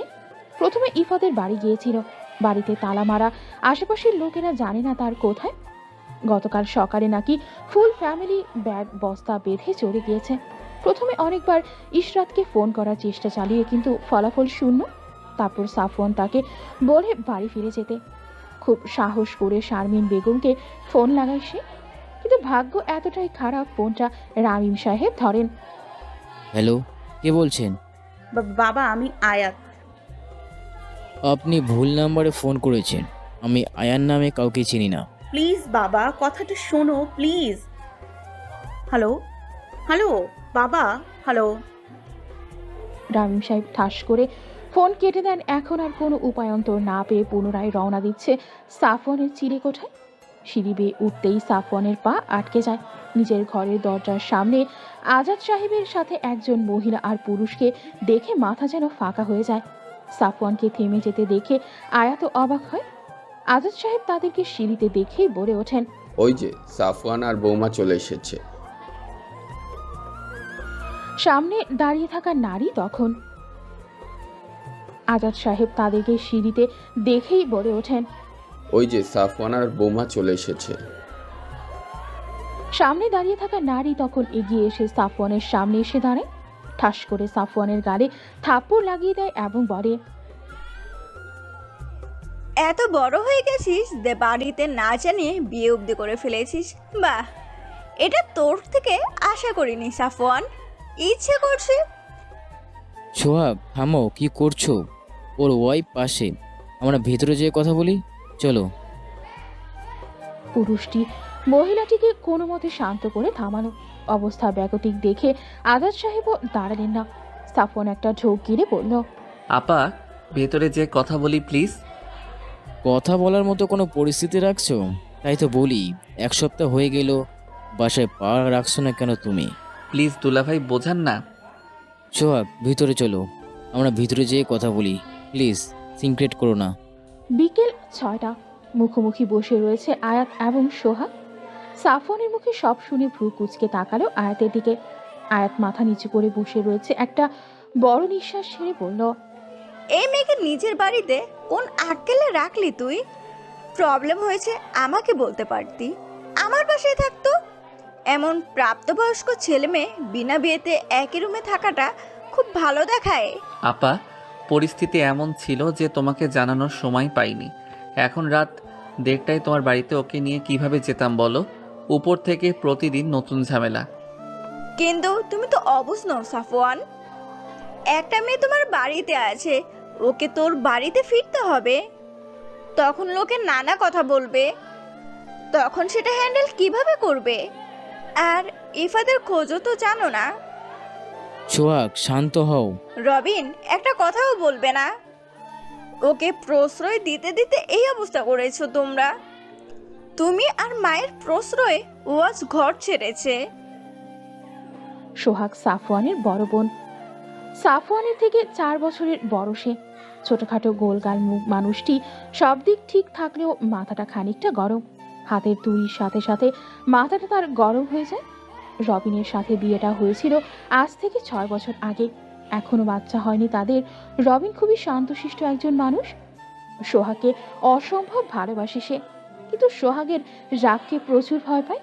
সাফওয়ান অনেক চেষ্টা করেও যখন সোহাগকে থামাতে পারছে না, তখন আয়াত শান্ত এবং ধরা গলায় বলে, আপা, আমার যাওয়ার কোনো জায়গা নেই। আমার এক বান্ধবীর বাসায় থাকতে চেয়েছিলাম, কিন্তু বাবা তাকে এতটা অপমান করেছে যে সে আমার সাথে কথাও বলতে চাচ্ছে না। বাবাকে ফোন করলে বাবা ফোন কেটে দিচ্ছেন। আপা, আমি কি করব বলুন? আমার কাছে টাকাও নেই কোনো হোটেলে থাকার মতো। ইফাত, এতটা কেয়ারলেস কিভাবে হতে পারো? একটা মেয়ের ইমোশন নিয়ে খেলার আগে ওর একবারও বিবেকে বাঁধলো না? আপা শান্ত হও, বিপি বাড়িয়ে ফেলবে তো। রাখ তোর বিপি। মেয়েটার মুখ দেখেছিস? ইস বেচারি। শোনো আয়াত, তোমার এই বোন আছে, তুমি কিছু চিন্তা করো না। কে বলেছে তোমার কেউ নেই? তুমি আমার সাথে খুলনা যাবে, সেখান থেকে আসার পর আমি নিজে আঙ্কেলের সাথে কথা বলবো। না চাইতেও আয়াতের চোখ ভিজে আসে। নিজের কোনো ভাই বোন না থাকার কারণে বড় বোনের কমতিটা সবসময় খোলতো আয়াতের কাছে। আর যেন সেই জায়গাটা পূরণ হয়েছে সোহাগের জন্য। জড়িয়ে ধরে সোহাগকে। তাদের এই মধুর মিলন দেখে সাফওয়ান এবং রবিন হতবাক। এই না সোহাগ মাথা গরম করে অস্থির করে ফেলেছিল সবাইকে, অথচ এখন আবহাওয়া কি শীতল, কি মধুর। রাত 10টা। নিজ হাতে আজ রান্না বান্না করেছে সোহাগ, তাকে সাহায্য করেছে আয়াত। খাওয়া দাওয়া শেষে লুডো খেলার তাল তুলল রবিন। রবিন খুব মজার মানুষ, আয়াতের সাথে খুব ভাব হয়েছে তার। লুডো খেলার তাল তোলায় আয়াতও নেচে ওঠে। তারা যখন লুডো খেলায় ব্যস্ত, তখন সাফওয়ান আর সোহাগ ছাদে গিয়ে দাঁড়ায়। সাফওয়ান সোহাগকে জিজ্ঞেস করে, আপা, তুমি আমার চিলেকোটায় ভুলেও পা রাখো না। আজ কি মনে করে? সুহানারা বিয়ে করেছে বাবা। কবে বিয়ে? সামনের সপ্তাহে। মা খুব কান্নাকাটি করছে, বলছে তোকে না নিয়ে যেন বাড়ি না ফিরি। আমাদের একমাত্র ভাই তুই, ওর বিয়েতে তুই থাকবি না কিভাবে হয়? বাবা কি বলেছে? তার শেষ কথা ছিল, এখন কি আমার সাফনের পা ধরতে হবে আমার মেয়ের বিয়েতে আনার জন্য? বুঝলাম। কবে যাচ্ছি? কাল বিকেলের বাসে। ভাগ্যিস টিকিট কাটিনি, নয়তো আয়াতের জন্য টিকিট কাটতে সমস্যা হয়ে যেত। আয়া তো যাবে নাকি? ওকে কোথায় রেখে যাবি? বাবাকে হ্যান্ডেল করতে পারবে তো? সেটা আমি বুঝে নেব। এখন চল ওখানে গিয়ে দেখি কি করছে ওরা। সারা রাত লুডু আড্ডাতে কাটলো তাদের। কয়েক মুহূর্তের জন্য সকল চিন্তা যেন উবে গিয়েছিল আয়াতে। ছোটবেলা থেকে ঢাকা থেকে বের হয়নি সে। যখন খুলনা যাবার তাল উঠেছে, সেও একজন এক পায়ে রাজি খুলনা যাবে। তাই সাফওয়ান শুধু ফাঁকতারে আয়াতকেই দেখছে। মুক্তোর মতো হাসিটা তির্যক তীরের মতো বুকে চেয়ে লাগছে। সাফওয়ানের মুগ্ধ চাহনি সোহাগের চোখ এড়াল না। পরদিন বিকেল 5:30। অফিস থেকে ছুটি নিয়ে আজ তাড়াতাড়ি বাসায় এসেছে। একটা ব্যাগ কিনে এসেছে আয়াতের জন্য, যাতে সেটাই আয়াতের জামা কাপড় গোছাতে পারে। আজাদ সাহেবকে বলে 4টার দিকে গাবতলির দিকে রওনা দেয় তারা। জ্যাম কম থাকায় 1.5 ঘন্টায় পৌঁছেও যায়। বিকেল 6টার বাস। সোহাগরা অনেক আগে এসে পড়েছে। বাসে উঠে প্রথম গোল লাগলো কিভাবে বসবে। সোহাগদের পুরো পরিবার যাচ্ছে, শ্বশুর শাশুড়ি, সোহাগের 2 দেবর, তাদের ওয়াইফ এবং বাচ্চারা। রবিনের বাসার সবাই জানে আয়াত সুহানার বান্ধবী। ভাগ্যক্রমে আয়াত আর সাফওয়ান পাশাপাশি বসত। সোহাগ যদিও বারবার আয়াতের পাশে বসতে চাইছিল, কিন্তু রবিন জিদ করায় সেটি আর হয়ে উঠল না। কেন জানে আজ বারংবার চাচ্ছিল যাতে আয়াতের পাশেই যেন সে বসতে পারে। আজকাল মেয়েটিকে বড্ড বেশি ভালো লাগতে শুরু করেছে। আগেও যে এমনটা হতো না তা নয়, কিন্তু আগে যতবার এই খেয়াল মাথায় এনেছে, ততবার বন্ধুত্বের দোহাই দিয়ে নিজের সুপ্ত আশাকে ধামাচাপা দিয়ে দিত। কিন্তু আজকাল বেহায়া মনটাকে নিয়ে যেন একদম পেরে উঠছে না। রাত 12টা। ফেরির জন্য দাঁড়িয়ে আছে বাসটি। বিগত 2 ঘন্টা লাইনে দাঁড়িয়ে আছে। এখনো সিরিয়াল পায়নি। এদিকে বাসের সবাই ঘুমে বিভোর। বাসের হালকা ঝাঁকুনিতে ঘুম ভেঙে গেল আয়াতের। একটা সুন্দর মিষ্টি গন্ধ নাকে এসে রাখছে। কানে কিছু বিট হবার শব্দ পাওয়া যাচ্ছে। চোখ পিট পিট করে তাকিয়ে দেখে সে সাফওয়ানের বুকের ওপর ঘাপটি মেরে ঘুমিয়ে রয়েছে। সাফওয়ানের হার্টবিটের শব্দ স্পষ্ট শুনছে। যখনই সাফওয়ানের কাছে আসে এই মাতাল করা মিষ্টি গন্ধটা সে পায়, হয়তো তার পারফিউমের গন্ধ। লোকটাকে কোনো কালে সহ্য হতো না আয়াতের, অথচ আজ এই লোকটাই বড্ড ভরসার জায়গা। এই লোকটা না থাকলে আজ কোথায় থাকতো কে জানে। আস্তে করে উঠে যেতে নিলে সাফওয়ানের ঘুম ভেঙে যায়। উদ্বিগ্ন হয়ে জিজ্ঞেস করে, কিছু লাগবে? হুম, তাহলে ঘুম ভেঙে গেছে। ফেরিতে উঠবে হয়তো বাস। আর কতক্ষণ? সকালের মধ্যে পৌঁছে যাব। ও, ঘুমিয়ে পড়ো। হুম। বলেই চোখ বন্ধ করে নিল। বেশ কিছুক্ষণ পর ঘুমের সাগরে তলিয়ে পড়ল আয়াত। সকাল 11টা। সাফওয়ানের বাড়ির সামনে সবাই রীতিমতো মুখ হা হয়ে আছে আয়াতে। বিশাল বাংলো টাইপ দোতলা বাড়ি। খুলনার নামকরা চাল ব্যবসায়ী নিজামুদ্দিন চৌধুরীর ছেলে সাফওয়ান। আয়াতের হা করা মুখটি বন্ধ করে দিয়ে সাফওয়ান বলে, মুখ খোলা রাখলে মাছি ঢুকে যাবে। আপনি তো বলেছেন আপনার আর্থিক অবস্থা ভালো নয়, তাহলে এসব কি? আমি তো বলিনি আমার বাবার আর্থিক অবস্থা ভালো নয়, বলেছি আমার আর্থিক অবস্থা অতটা ভালো নয়। এসব বাবার আমার নয়। ভাগ্যিস আপনার সাথে বাবার কোনোদিন যোগাযোগ হয়নি, মাথায় করে রাখতো আপনাকে।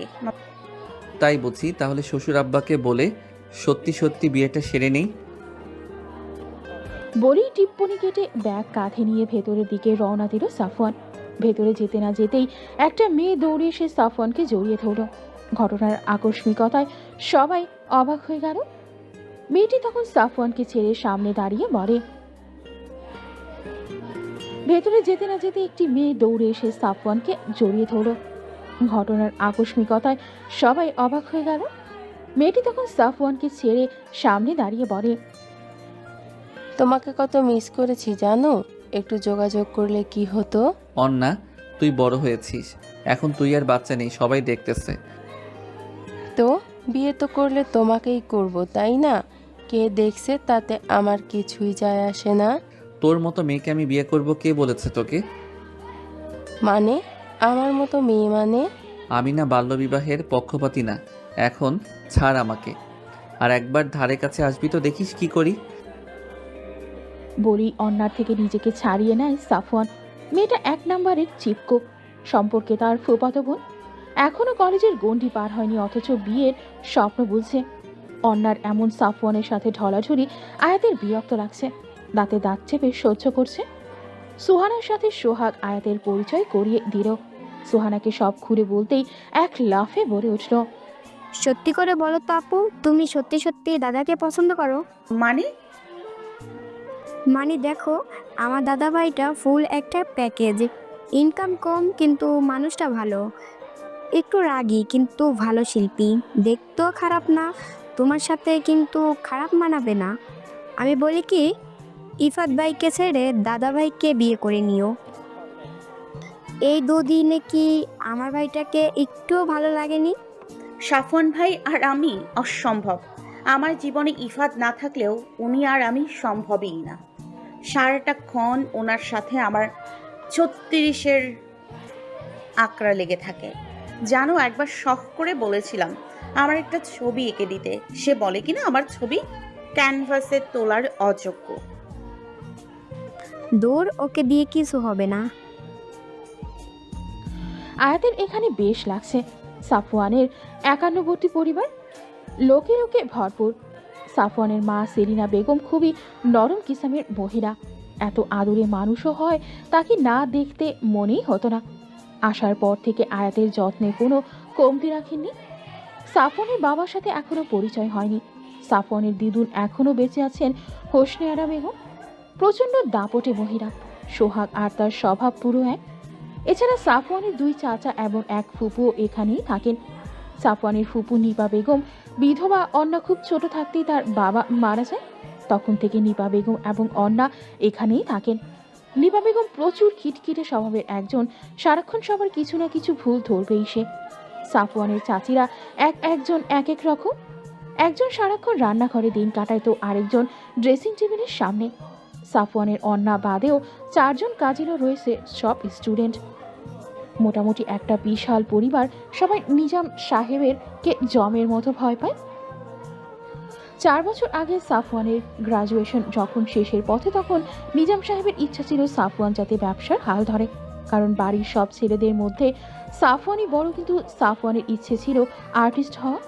ব্যবসাতে বসে নিজের স্বপ্নকে জলাঞ্জলি দেবে না বিধায় সে সেদিন ঘর ছেড়েছিল।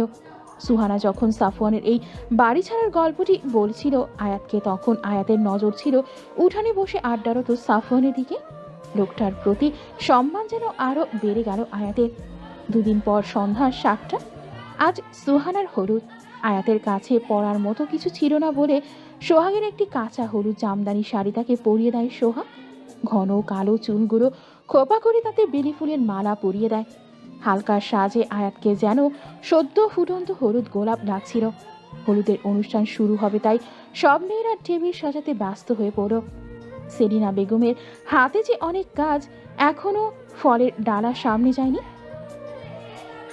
কিন্তু মেয়েগুলো হয়েছে এমন যে তাদের খুঁজে পাওয়া ভার। অগত্যার সামনে আয়াতকে পাওয়ার আয়াতের হাতে ফলের ডালা দিয়ে বললেন, মা, এটা একটু স্টেজে রেখে আয় তো। আচ্ছা আন্টি। এরপর আমার সাথে এসে একটু হলুদ ডালাটাও নিতে হবে। দেখ না, সবগুলো সাজতে বসেছে, যেন মিস ওয়ার্ল্ডের প্রতিযোগিতায় যাবে। তোকে মাশাআল্লাহ কি সুন্দর লাগছে না? তুই আমাকে একটু সাহায্য কর মা, আর বেশি সময় নেই। আচ্ছা আন্টি, তুমি টেনশন করো না। বলেই ফলের ডালা হাতে নিয়ে নিল আয়াত। বলে তো দিয়েছে ডালা নিয়ে যাবে, কিন্তু এত ভারী ডালা তার একার পক্ষে নেওয়া অসম্ভব। খুব কষ্টে স্টেজ অবধি নিতে নিতেই যখন ডালা পড়া পড়া ভাব, অমনি কেউ একজন এসে ডালাটি ধরে নেয়। সেই পরিচিত মিষ্টি গন্ধ। মানুষটি আর কেউ না, সাফওয়ান। হলুদ পাঞ্জাবি, কালো মুজিব কোটে আর সাদা চুড়িদারে তাকে বেশ বানিয়েছে। হাতে কালো ঘড়ি, চুলগুলো কপাল ঢেকে দিয়েছে। যে কোনো মেয়েকে ফ্লার্ট করার ক্ষমতা রাখে সে। আয়াতের হাত থেকে ডালা নিয়ে নিজেই রেখে দেয় স্টেজের টেবিলে। পর মুহূর্তে বলে, যা পারো না শুধু শুধু ভাব নিয়ে সেটা করার কি আছে? আমি তো তাও কাজ করার চেষ্টা তো করছি। আপনার হবু বউ, অন্যার মতো আটা ময়দা সুজি ঘষাঘষি তো করছি না।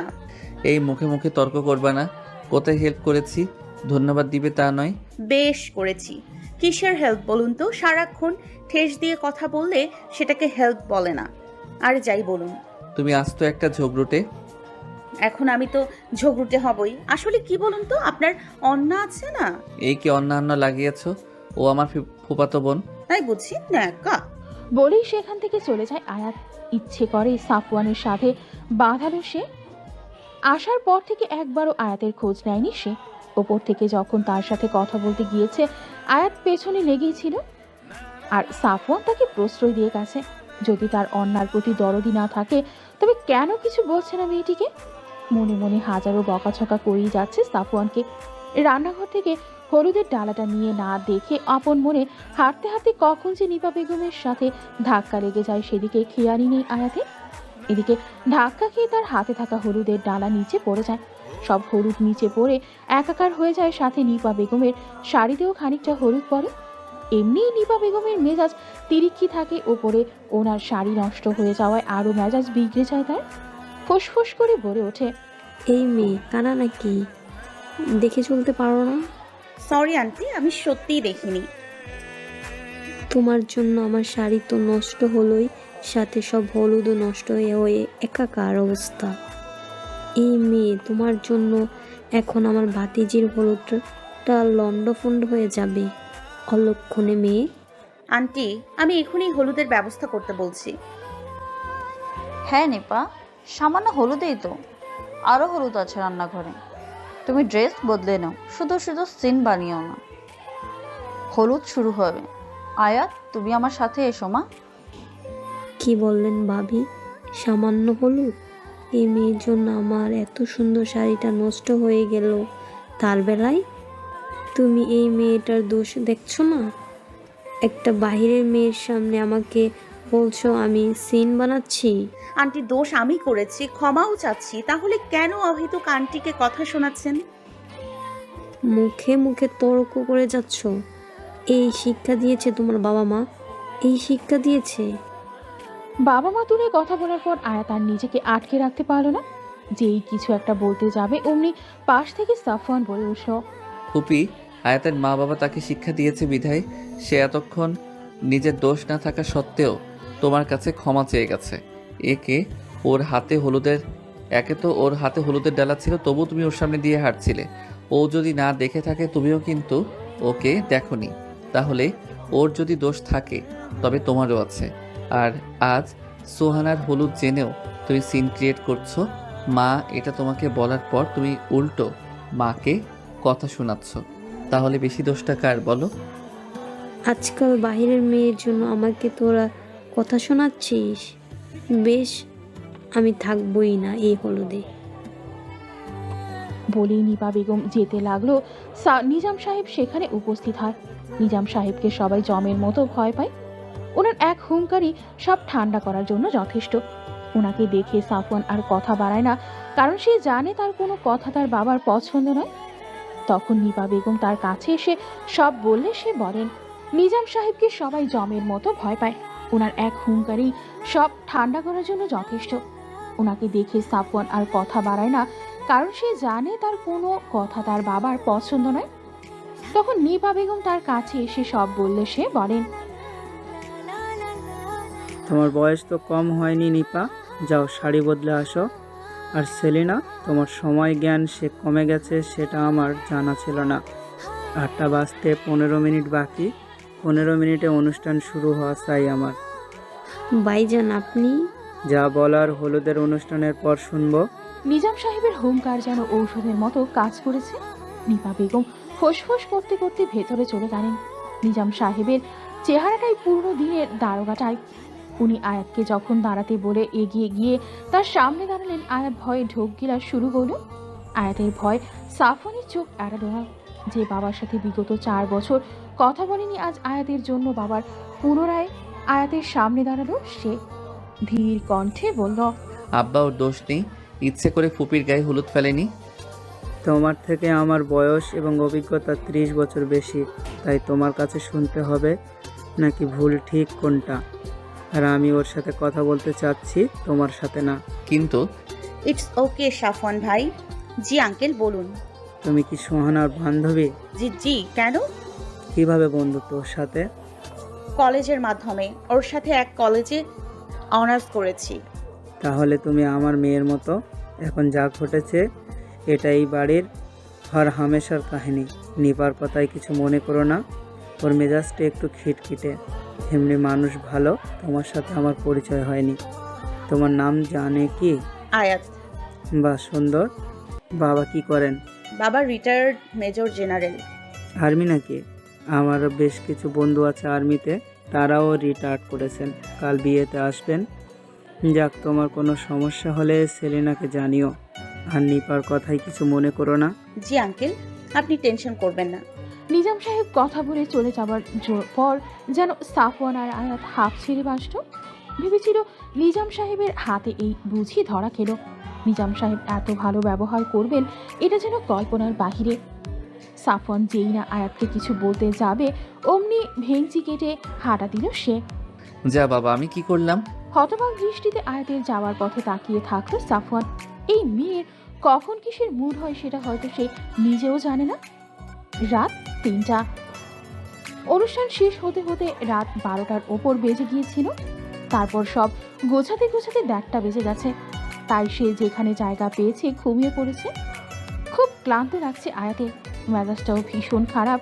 অন্না মেয়েটা সাফওয়ানের পেছনই ছাড়েনি, সারাক্ষণ চুইংগামের মতো লেগেছিল।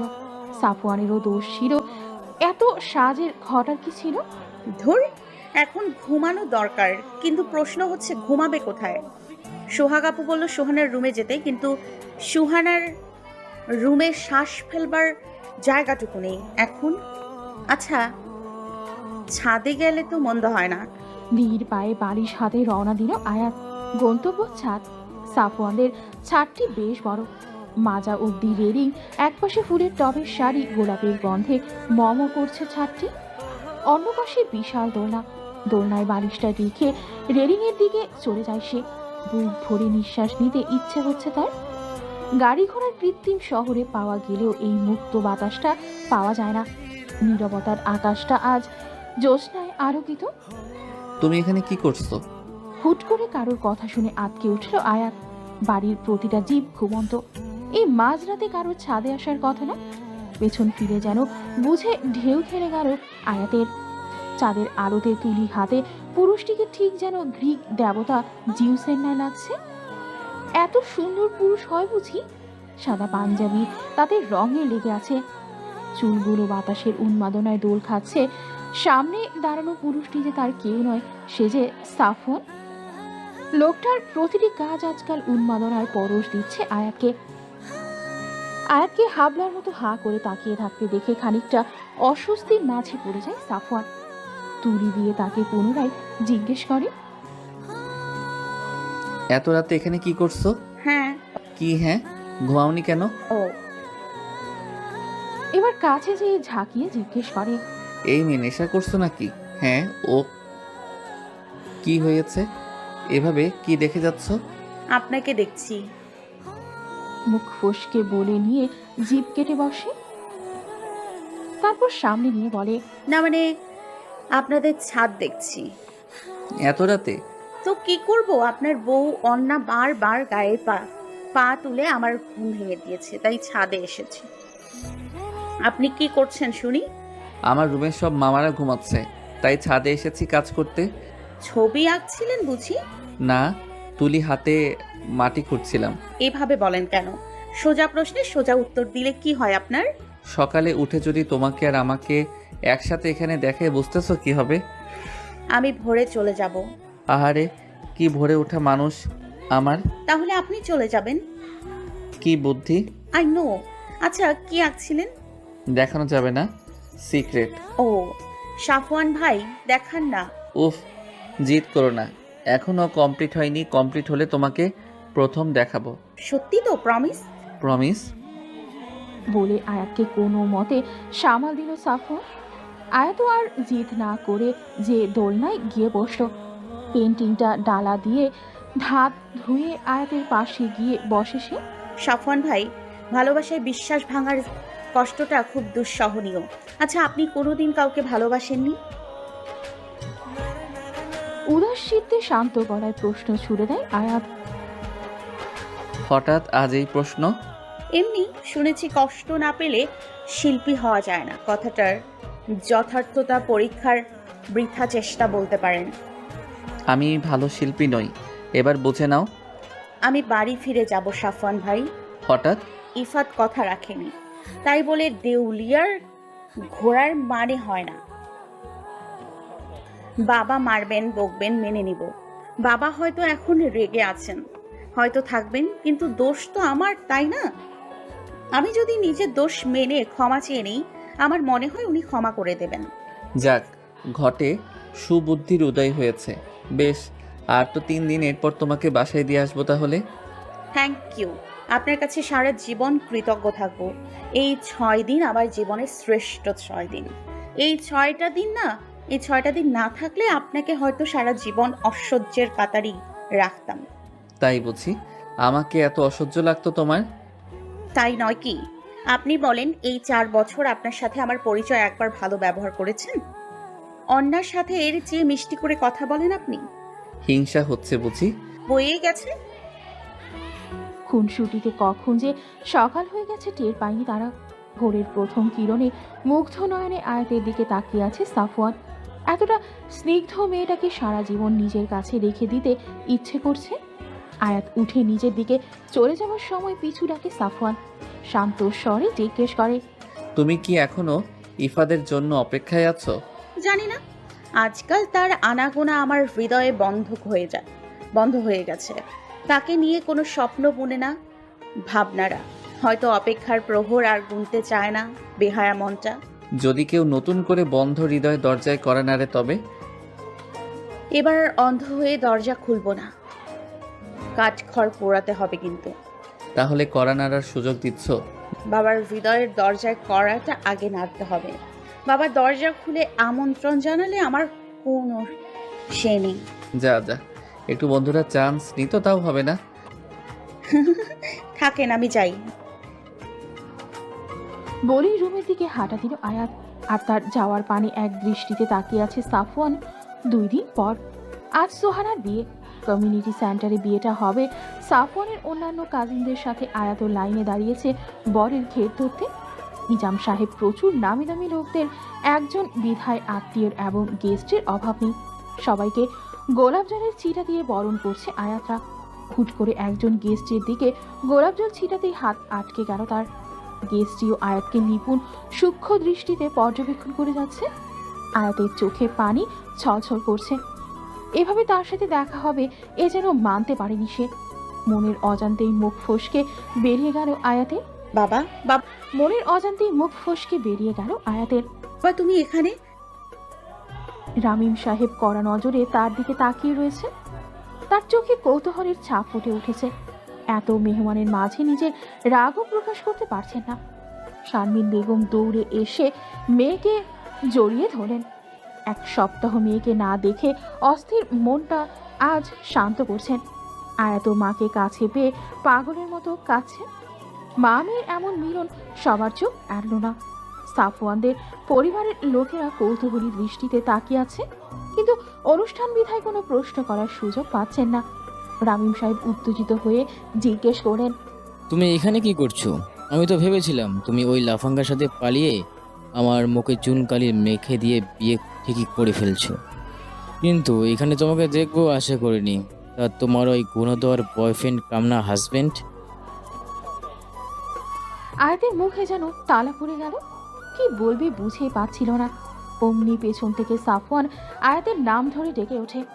কাছে এসে ধীর কণ্ঠে বলে ওঠে, স্টেজের কাছে যাও, মা তোমাকে খুঁজছে। ও, তাহলে এই সেই ছেলে? কড়া কণ্ঠে প্রশ্নটি ছুড়ে দেন রামিম সাহেব। সাফওয়ান হতবাক দৃষ্টিতে রামিম সাহেবের দিকে একবার আরেকবার আয়াতের দিকে তাকাচ্ছে। মনে হাজারো প্রশ্নরা ভিড় করছে। আয়াতকে ইশারা করলে আয়াত ইশারাতেই জানায় বাবা মা। সাফওয়ান পারলে সেখান থেকে দৌড় মারে, কিন্তু আয়াতের মুখের দিকে তাকিয়ে ওখানেই দাঁড়িয়ে থাকে। রামিম সাহেব এগিয়ে এসে সাফওয়ানের সামনে দাঁড়িয়ে ধীর কণ্ঠে বলেন, তোমাকে দেখে ভদ্র করে ছেলে মনে হচ্ছে, কিন্তু তুমি এমনই একটা কাজ করার আগে একটিবারও ভাবলে না একটি পরিবারে কতটা অসম্মান হয় যখন বিয়ের কোণে বিয়ে থেকে পালিয়ে যায়? আচ্ছা যাকে, আমার মেয়ে তো আমার কথায় একবারও ভাবলো না, পালিয়ে গিয়ে আসলো তোমার সাথে। তার সুখে রাখতে পারছো তাকে, নাকি এখনো তোমার বাবার টাকায় খাওয়াচ্ছ তাকে? আঙ্কেল, আমার কথা একটিবার শুনুন। কি শুনবো? সেদিন তোমার মেয়ে তোমার মুখে চুনকালি মেখে এমনি চলে যাবে, তারপরে আমি তোমার কথা শুনবো? শারমিন চলো, আমি নিজামকে পরে সব বুঝিয়ে বলবো।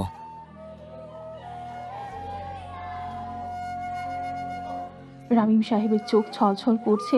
শারমিন বেগমের হাত ধরে বেরিয়ে যাচ্ছিলেন, তখন নিজাম সাহেবের মুখোমুখি হন তিনি। সাফওয়ানের যা ভয় ছিল সেটাই হয়েছিল। একে তার কোনো কথা রামিম সাহেব শুনতে রাজি নন, ওপরে তিনি নিজাম সাহেবের বন্ধু মহলের একজন। যদি নিজাম সাহেবের কানে একবার যায় যে সে তার বন্ধুর মেয়েকে নিয়ে পালিয়েছে, খুব বড় ঝামেলা হয়ে যাবে। ওপরে রামিম সাহেব ভাবছেন সাফওয়ানই সে যার জন্য তার মেয়ে পালিয়েছে।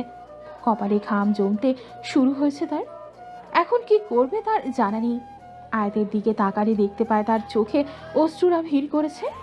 ছলছল নয়নে দাঁড়িয়ে আছে সে। সাফওয়ান শিওর সে সামনের আসন্ন বিপদকে দেখতে পাচ্ছে না।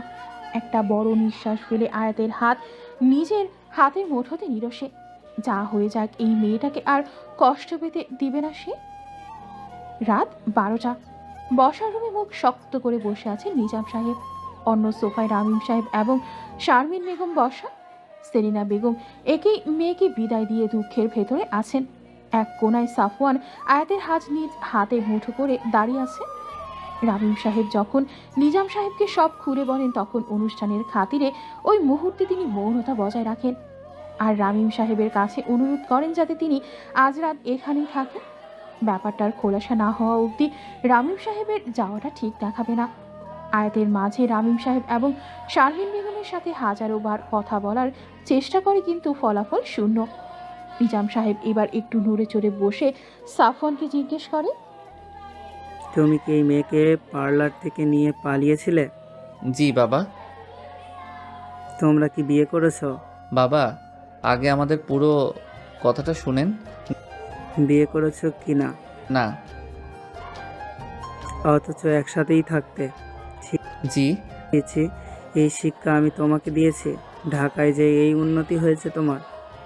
আঙ্কেল, সাফওয়ান ভাইয়ের দোষ নেই। ওর সাথে আমি পালিয়েছি, কিন্তু ও আমার সাথে পালায়নি। এই মেয়ে, তুমি চুপ থাকো। আমি আমার ছেলের সাথে কথা বলছি। আর কি আবল তাবল বলছো তুমি? আপনি আমার উপর চিল্লান। ওকে বকছেন কেন? ও কি করেছে? তুমি একে দোষ করেছো, উপরে সাপাই গাচ্ছ। রামিম সাহেব নিজাম সাহেবকে শান্ত করতে বললেন, শান্ত হ, তোর ছেলের প্রতি আমার কোনো আপত্তি ছিল না, শুধু বেকার বোধহয়। কে বেকার? আমার ব্যবসায় যোগ দিবে না বলে ঘর ছেড়েছে 4 বছর। আর্টিস্ট হবে, সামান্য একটা চাকরি করে ঢাকায়, আর আর্ট করে ছবি বেচে খায়। তাহলে আয়ান যে বলতো সে কাজকর্ম করে না? হয়তো এসব আমার মতো তারও চোখে কাজের পর্যায়ে পড়েনি। তাহলে তো কথাই নেই। দেখো, ওরা একে অপরকে যেহেতু ভালোবাসে, একসাথে 1 সপ্তাহ আছে, তাই ওদের বিয়েটা করে দেওয়াটাই বেটার। রামিম সাহেবের 360 ডিগ্রি অ্যাঙ্গেলের পোল্ট্রি আয়াত এবং সাফওয়ানের বজ্রপাত ঘটালো। নিজাম সাহেব আমতা আমতা করে বললেন, কিন্তু তোর তোকে অপছন্দ ছিল, এখন নেই। আমার মেয়েকে ভালোবাসে, আর কি চাই আমার? দুই পরিবারের সম্মানের ব্যাপারে ঠিক আছে, তাহলে সামনের শুক্রবার ওদের বিয়ের আয়োজন করি। এত দ্রুত? আমি তো আরে একটা বিয়ের লোকজন তো আছে, আর তুইও তো লোকজন ডেকে নে, পরে ঢাকায় আবার অনুষ্ঠান করে নিস। সাফওয়ান তাদের গাড়ি থামাতে বাধ সাধলেও লাভের লাভ কিছুই হয় না। এখন সব উপরওয়ালার উপর ছেড়ে দেওয়া ছাড়া কোনো উপায় নেই। রামিম সাহেব আয়াতের মাথায় হাত বুলিয়ে তাকে আদর করলেন, পরে সাফওয়ানকে জড়িয়ে ধরলেন। দুই পরিবার বিয়ের কথায় খুব খুশি। আয়াতের নিজের চুল ছিঁড়তে মন চাইছে, কেন সাফওয়ানের সাথে বডিগার্ডদের সামনে পালাতে হলো। আর এখন যদি তারা বলে কাহিনী আসলে ঠিক তার উল্টো, তাহলে ঝামেলা বাড়বে বই কমবে না। রাত 3:30। ছাদে এক মাথা হাতে অপর মাথা পায়চারি করে যাচ্ছে আয়াত। সাফওয়ানের আসার কথা, অথচ সে এখনো আসছে না। ইচ্ছে করছে ছাদ থেকে লাফ দিতে। এমন ডেড এন্ডে এসে পৌঁছেছে সে যে এর আগের পথের কোনো হদিস তার কাছে নেই। কাঁধে কারোর স্পর্শ পেতে লাফিয়ে ওঠে সে। পেছন ফিরে দেখে মুখ কাচুমাচু করে দাঁড়িয়ে আছে সাফওয়ান। রাগী কণ্ঠে বলে ওঠে, এই আপনার আসার সময় হলো? কি করতাম? কাজিনরা ছাড়ার নাম নিচ্ছিল না। জানি জানি, আপনার অন্যা তো মরা কান্না লাগিয়েছে। এখন মেইন পয়েন্টে আসি। কি প্ল্যান? কিসের? এই বিয়ে ভাঙার? I don't know. মানে আপনি না জানলে কে জানবে? কি দরকার ছিল ওই সময়ে বাবার সামনে আসার? এটা মোটেও আমার দোষ না। আমি তো না হয় বাবাকে কি বলবো বুঝছিলাম না, কিন্তু তুমি কেন তোমার বাবাকে বোঝালে না? আপনার কি দরকার ছিল ঢাকায় যে স্বাবলম্বী হবার? না, ও এখন দোষ আমার? Okay fine. যা একটু ভেবেছিলাম বিয়েটাকে কেচিয়ে দেবার চেষ্টা করবো, এখন মনে হচ্ছে অযথা। না না, যাবেন না, সরি। এবার বলুন কি প্ল্যান? প্ল্যান আপাতত এইটাই যে আমাদের বিয়ে করতে হবে। কি? তারপর 6 মাস পর আমরা ডিভোর্স আপিল করব। দেখো, বিয়ে আমাদের এমনিও করতে হবে অমনিও, তাই অহেতুক কষ্ট না করে ট্রায়াল ম্যারেজ করে নেই। আর দেখো, এই উপায়ে আমাদের পরিবারের মানুষগুলোও খুশি। কতদিন পর তোমার বাবা মা তোয়াকে কাছে টেনে নিয়েছে বলো? পরে ডিভোর্সে ফ্যামিলি রাজি না হলেই? আরে 6 মাস বহুত সময়, কিছু একটা প্ল্যান করে নিব। নো টেনশন, বিয়েতে চিল করো। এটাই এখন সবচেয়ে বড় টেনশন। আপনার ফুপু পারলে আমাকে চিবিয়ে খায়, আর অন্যাও তো বিয়ের দিন না বিষ খাইয়ে দেয়। উফ। আয়াত, সত্যি সত্যি বিয়েটা করলে কি খুব খারাপ হবে? মানে? সাফওয়ান তখন আয়াতের কাছে এসে ওর মুখটা হাত দিয়ে আলতো করে ধরে, তারপর ধীর গলায় বলে, দেখো, তোমায় কোনো আঁচ লাগতে দিব না জীবনে। সুখে রাখার সব রকম চেষ্টা আমি করব। একটাবার বিশ্বাস করে দেখো। হায়াত হা করে সাফওয়ানের মুখের দিকে তাকিয়ে আছে। লোকটা সত্যি বলছে? কি হচ্ছে এসব? ঠিক তখনই পেছন থেকে হাসির আওয়াজ শুনতে পায় সাফওয়ান। তাড়াতাড়ি আয়াতকে ছেড়ে একটু দূরে দাঁড়ায় সে। আয়াতও খানিকটা অস্বস্তির মাঝে পড়ে যায়। পেছন থেকে সাফওয়ানের কাজিনেরা ফাজদামির স্বরে বলতে থাকে, ভাই 1 সপ্তাহ ওয়েট কর, বসতেছি তর সইতেছে না। কিন্তু ঘরে সিনিয়র সিটিজেনের অভাব নাই। আমাদের বদলে তারা দেখলে আর একটা দক্ষ বাধায় দিবে। ওদের হয়ে গেলে যা না, আয়াতের সাথে আমার কথা আছে। প্রচন্ড বিরক্তি স্বরে সাফওয়ান বলে ওঠে। কাজিনদের ভেতর প্রণয় নামের ছেলেটি তখন বুকে হাত দিয়ে মজার স্বরে বলতে থাকে, আহারে আমাদের সেলিম আনারকলি, এই জালিম দুনিয়া তাদের ভালোবাসার পথে বাধা হয়ে গেছে। এই জন্য বলে প্রেমেরই নাম বেদনা। থাপড়া না খাইতে চাইলে ভাগ এখান থেকে, আমি 10 অবধি গুনবো। থাক, আপনি রুমে যান, কালকে আবার সুনাহার বউ ভাত। এখন না ঘুমালে পরে কালকে কষ্ট হবে। আমি রুমে যাচ্ছি। ঠিক আছে। সাফওয়ানের সাথে কথা বলে আয়াত নিচে নেমে যায়। রুমে শ্বাস ফেলানোর মতো জায়গা নেই, কিন্তু কিছু করার নেই, এখানেই ঘুমোতে হবে আয়াতের। সারা রাত এপাশ ওপাশ করেই কাটালো সে। ঘুমের ছিটা বিন্দুও আসলো না চোখে। মাথায় একটা প্রশ্ন ঘুরপাক খাচ্ছে, তখন সাফওয়ানের কথাটা কি সে সিরিয়াসলি বলেছে নাকি কাজিনরা চলে আসাতে কথা ঘোরাবার জন্য বলেছে? উফ, আর ভাবতে পারছে না। বিয়েটা হয়তো সত্যিই করতে হবে। 3 দিন পর বিকেল 4টা হলুদের শপিংয়ে সাফওয়ানের পুরো পল্টনের সাথে আয়াত এবং শারমিন বেগমও বেরিয়েছে। শুধু অন্না এবং নিপা বেগম আসেনি। নিপা বেগমের আয়াতকে কিছুতেই পছন্দ না, আর অন্না সে তো আর তার এত বছরের ক্রাশ কাম লাভের বিয়ে হয়ে যাওয়ার দুঃখে বাঁচছে না। এই 3 দিন এক মুহূর্তের জন্য সাফওয়ান এবং আয়াত একে অপরের সাথে কথা বলতে পারেনি। যেটুকু পেরেছে সেটা শুধু ফোনে, তাও সাফওয়ানের ফোন তার কাজিনদের হেফাজতেই ছিল। আয়াতের না মাথায় জট লেগে আছে, ইচ্ছে হচ্ছে সাফওয়ানের মাথা ফাটিয়ে দিতে। কেন তার মোবাইল কাজিনদের কাছে রাখতে হবে? ঘর তো নয়, মনে হচ্ছে জেরার। সব লোক এসে হাজির হয়েছে। দোকানে সকলে শাড়ি সিলেকশনে যখন ব্যস্ত, তখন আয়াত এক কোনায় বসে তার ভবিষ্যৎ নিয়ে চিন্তা করতে ব্যস্ত। কেন যেন সব কিছু এলোমেলো লাগছে। সাফওয়ানকে যে তার জীবনসঙ্গী হিসেবে অপছন্দ এমন কিছু না। এই শপিং, হলুদ, কাবিন, এই ব্যাপারগুলো মন্দ ঠেকছে না, কিন্তু মনটা বড্ড অশান্ত হয়ে আছে। এমন তো হবার কথা ছিল না। ঘটনাগুলো খুব দ্রুত ঘটছে। সাফওয়ানের প্রতি এলোমেলো অনুভূতির অস্তিত্বগুলো তাকে বারবার শিহরিত করছে। এই অস্তিত্বগুলোর নাম তার অজানা। একে এই অজানা অনুভূতিগুলো তাকে গ্রাস করছে। ওপর থেকে ভয় হচ্ছে যদি পুনরায় বিশ্বাসের বদলে অবিশ্বাস এসে ধরা দেয়, তখন নিজেকে সামলানো খুব কষ্টদায়ক হয়ে পড়বে।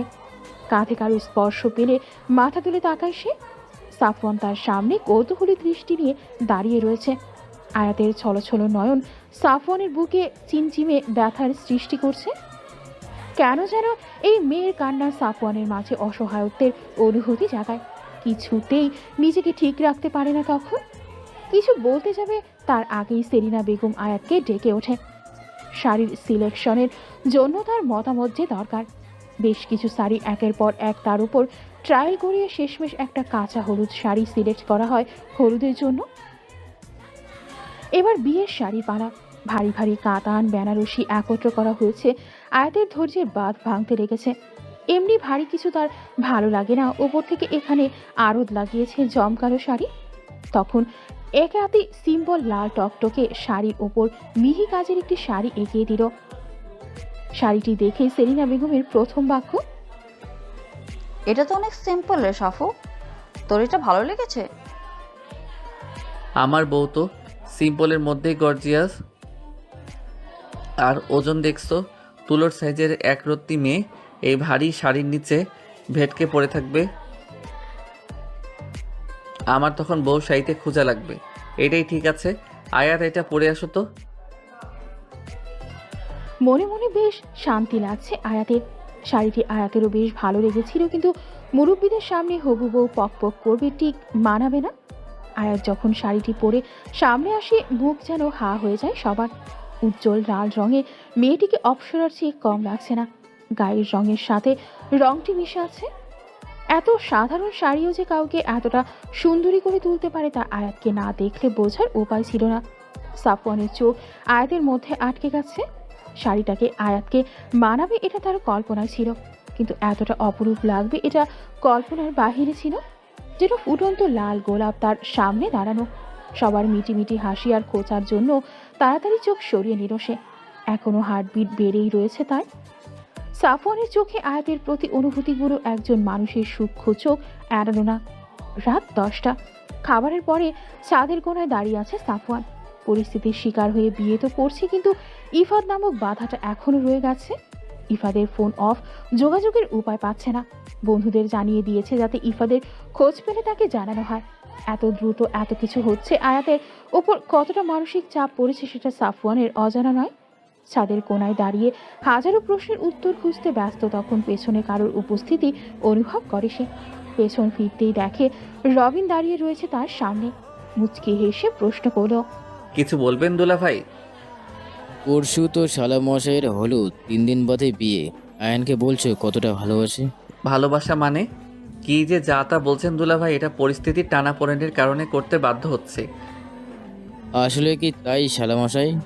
বুকে হাত দিয়ে বলতে পারবেন তুমি একটু করে ভালোবাসো না আয়ানকে?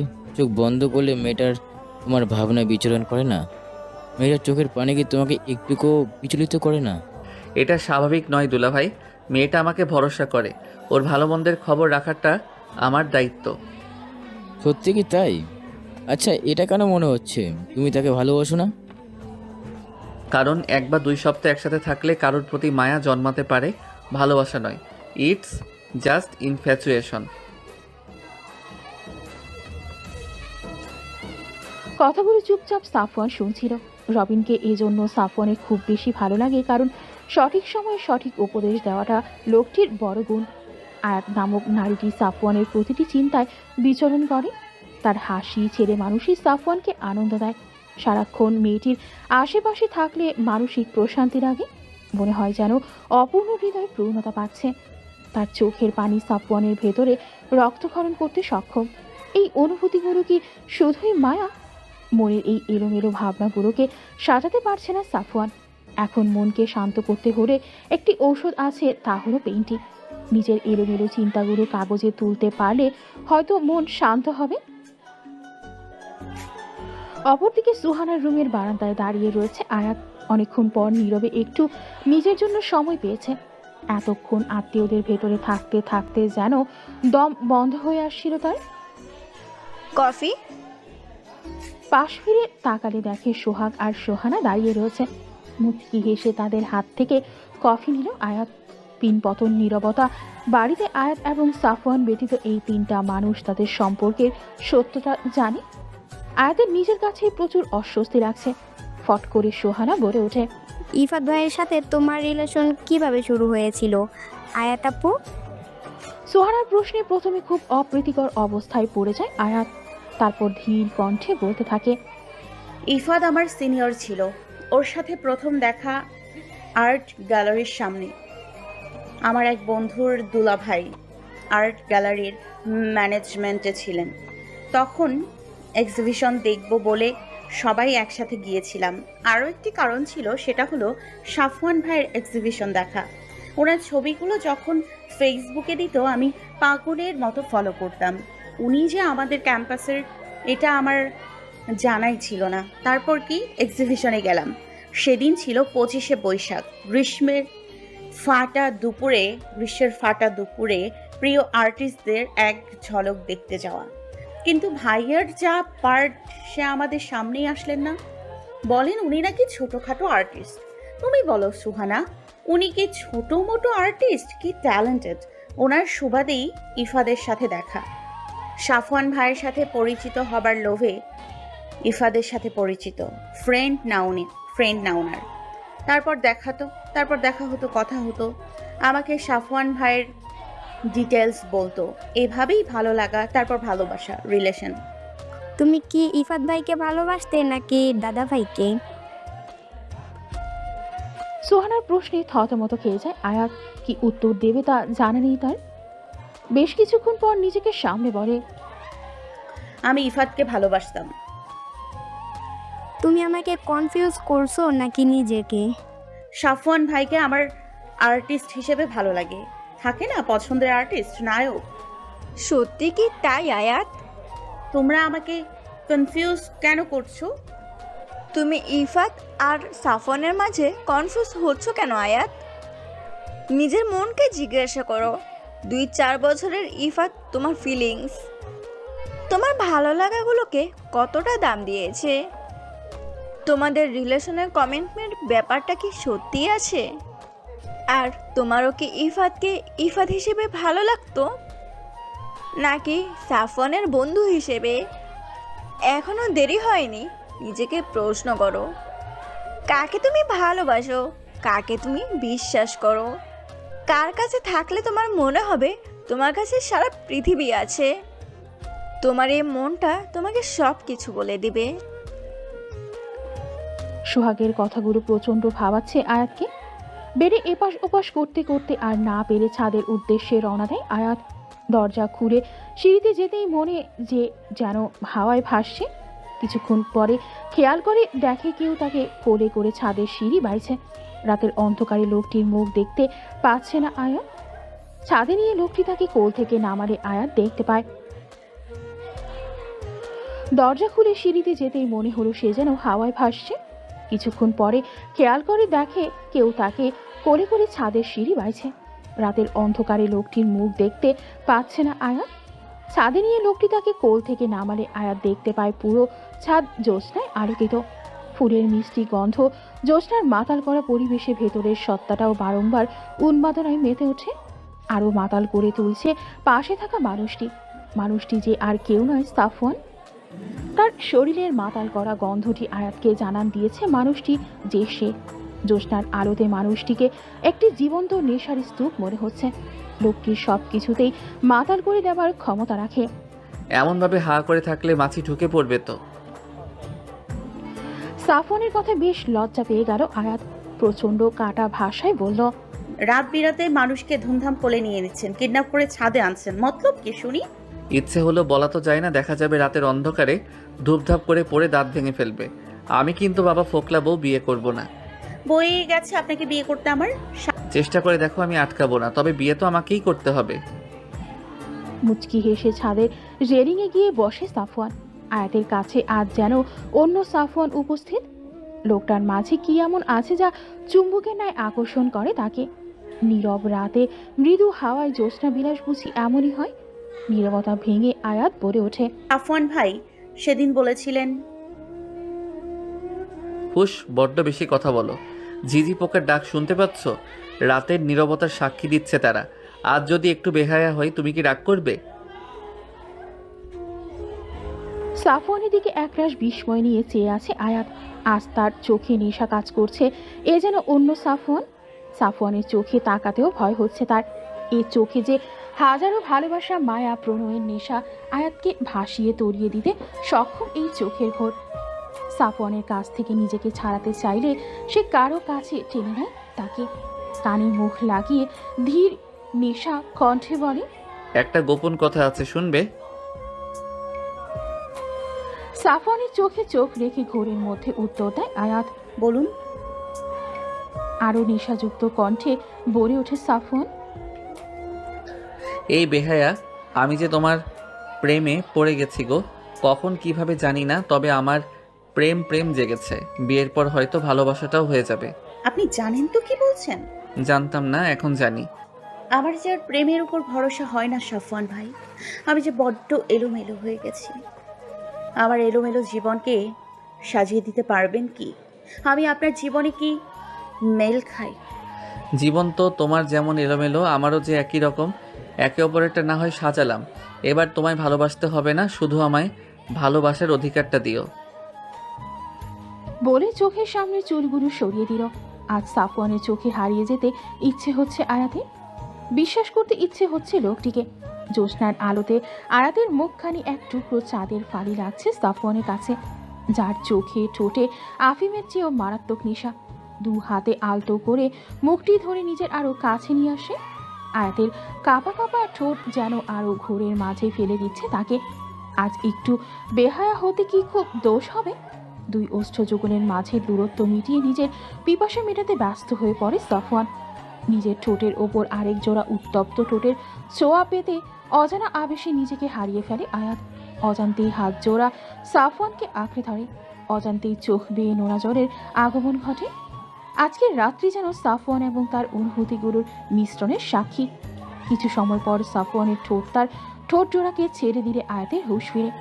এতক্ষণ যেন একটি ঘোরের মাঝে ছিল যে সে ঘোর কেটে যেতেই আবারও হাজারো প্রশ্নের ভিড় জমে আয়াতের মনে। আবেশের বশে ভুল করছে না তো সে? এক মুহূর্ত দেরি না করে দৌড়ে বেরিয়ে যায় সে। সাফওয়ান হতভম্ব চোখে তার যাওয়ার পানে তাকিয়ে থাকে। দুদিন পর সকাল 11টা, হলুদের অনুষ্ঠান ধুমধাম করে অনুষ্ঠিত হবার পর এখন অপেক্ষা কালকের বিয়ে। এই 2 দিন আয়াত না পারতে সাফওয়ানের সামনে আসেনি। সাফওয়ান হাজারো বার তার সামনে যাওয়ার চেষ্টা করেছে, কিন্তু তাতে লাভ হয়নি। অনুতাপ এবং একরাশ অভিমানে ভেতরটা তীব্র আগুনে দগ্ধ হচ্ছে সাফওয়ানের। তবে কি আয়াত এখনো ইফাতকেই ভালোবাসে? এখনো সে ইফাতের অপেক্ষায় আছে? তবে সাফওয়ানের ভালোবাসার সামান্যতম মূল্যটি তার কাছে নেই। প্রণয়ের ডাকে সাফওয়ানের হুঁশ ফিরে। তোকে বড়মা নিচে যেতে বলেছে তো। এখন কেন? আরে কে জানে এসেছে তোকে খুঁজতে। যা না। আচ্ছা, বেশি বকিস না। নিচে যেতেই দেখে সেলিনা বেগমের সাথে হাসি মুখে একটি ছেলে কথা বলছে। ছেলেটির পিঠ তার দিকে, তাই মুখটি দেখতে পাচ্ছে না। সাফওয়ান নিচে নামতেই সেলিনা বেগম বলে ওঠেন, সাফওয়ান চলে এসেছে। ছেলেটি পেছন ফিরতেই আকাশটা ভেঙে পড়ে সাফওয়ানের সামনে দাঁড়ানো শ্যামবর্ণের লম্বা চিপচিপে গরনের ছেলেটি যে আর কেউ নয়, ইফাত। মুচকি হেসে টিটকারির ছলে বলে ওঠে, বিয়ে করেছিস, দাওয়াত তো দিলি না সাফওয়ান। এই বুঝি আমাদের বন্ধুত্ব। বেলা 12টা, মুখোমুখি বসে আছে আয়াত এবং ইফাত। আজ 2 সপ্তাহ পর ইফাতকে দেখছে সে। একরাশ ঘৃণা আয়াতের চোখে ফুটে উঠেছে। কোথায় ছিল সে যখন সারা রাত কাজী অফিসের বাহিরে এক কাপড়ে তাকে দাঁড়িয়ে থাকতে হয়েছে? কোথায় ছিল সে যখন পুলিশের থানায় জেলে যাবার ভয়ে মিথ্যে বলতে হচ্ছিল? কোথায় ছিল সে যখন বাবা তার সাথে কথা বলা বন্ধ করে দিয়েছিল? থাকার জায়গা নিয়ে চিন্তা করতে হতো তাকে। এখন যখন মনটাকে স্থির করে ফেলেছে, এখন কেন তার আগমন ঘটল? আয়াত, তুমি নাকি আমাকে ছেড়ে বাঁচতে পারবে না, তাই এখন কি করছো? 2 সপ্তাহে ভালোবাসা উড়ে গেল। আরে বাবা, একটা জমির কাজে ইমিডিয়েটলি সিলেটে বাবার সাথে যেতে হয় আমাকে। মোবাইল হারিয়ে যাওয়ার জন্য কন্ট্যাক্ট করতে পারছিলাম না। তাড়াহুড়ো করে ফিরে এসেছি তোমার জন্য। এসে শুনি সাফওয়ানের গলায় ঝুলে গেছো তুমি। এই তোমার লয়ালিটি, এই তোমার ভালোবাসা। মুখ সামলে কথা বলো ইফাত। এতদিন পর আমি কেমন আছি না জিজ্ঞেস করে তুমি আমার কাছে জবাবদিহিতা চাইছো? কি সামলাবো? আমার জিএফ আমার বন্ধুকে কাল বিয়ে করতে যাচ্ছে, আর আমি কি না এখানে তোমার সাথে প্রেমালাপ করব? আচ্ছা, কেমন আছো? তুমি কি আদৌ জানো এতদিন আমরা কিসের মধ্যে দিয়ে যাচ্ছিলাম? তুমি কি আদৌ জানো আমি তোমাকে খুঁজতে তোমার বাসা অবধি পর্যন্ত গিয়েছিলাম? ইশরাতকে পাগলের মতো ফোন করেছি তোমার বন্ধুদের। যে চোর ফোন চুরি করেছে সে হসপিটালে ভর্তি ছিল, তাকে তুমি ভেবে দৌড়ে গিয়েছি। এখন তুমি কি না আমার লয়ালিটি নিয়ে প্রশ্ন করছো? কি রাইট আছে তোমার? আমি লয়াল নই, রাস্তার মেয়ে, যে কিনা যখন যে পুরুষ পাই তার গলায় ঝুলে পড়ি। কাঁপা কাঁপা কণ্ঠে বলতে লাগলো আয়াত। ইফাত তখন আয়াতকে জড়িয়ে ধরে শান্ত কণ্ঠে বলতে লাগলো, জানো তো কতটা ভালোবাসি তোমায়।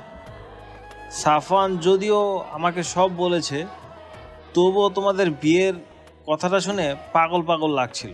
সরি বাবু, আর হবে না, সরি। এই দৃশ্যটি একজনের চোখ এড়ালো না। সেদিন রাতের উত্তর আজ তার কাছে পরিষ্কার। শুধু দুজন প্রেমিক প্রেমিকার মাঝে তৃতীয় ব্যক্তি হয়ে কি লাভ? সাফওয়ান আর দাঁড়িয়ে সেখান থেকে প্রস্থান করল। বিয়ের দিন সন্ধ্যা 7টা, বর বেশি স্টেজে বসে রয়েছে সাফওয়ান। ইফাত বিয়েতে উপস্থিত, কিন্তু কালকের দুপুরের পর আর সাফওয়ান তার সামনে যায়নি। বুকের ব্যথাগুলো তীব্র হয়ে যাচ্ছে তাকে দেখলে। কাজী সাহেব তার কাছে বিয়ের সব কথা বলে জিজ্ঞেস করে, আপনি কি এই বিয়েতে রাজি? রাজি থাকলে বলুন কবুল।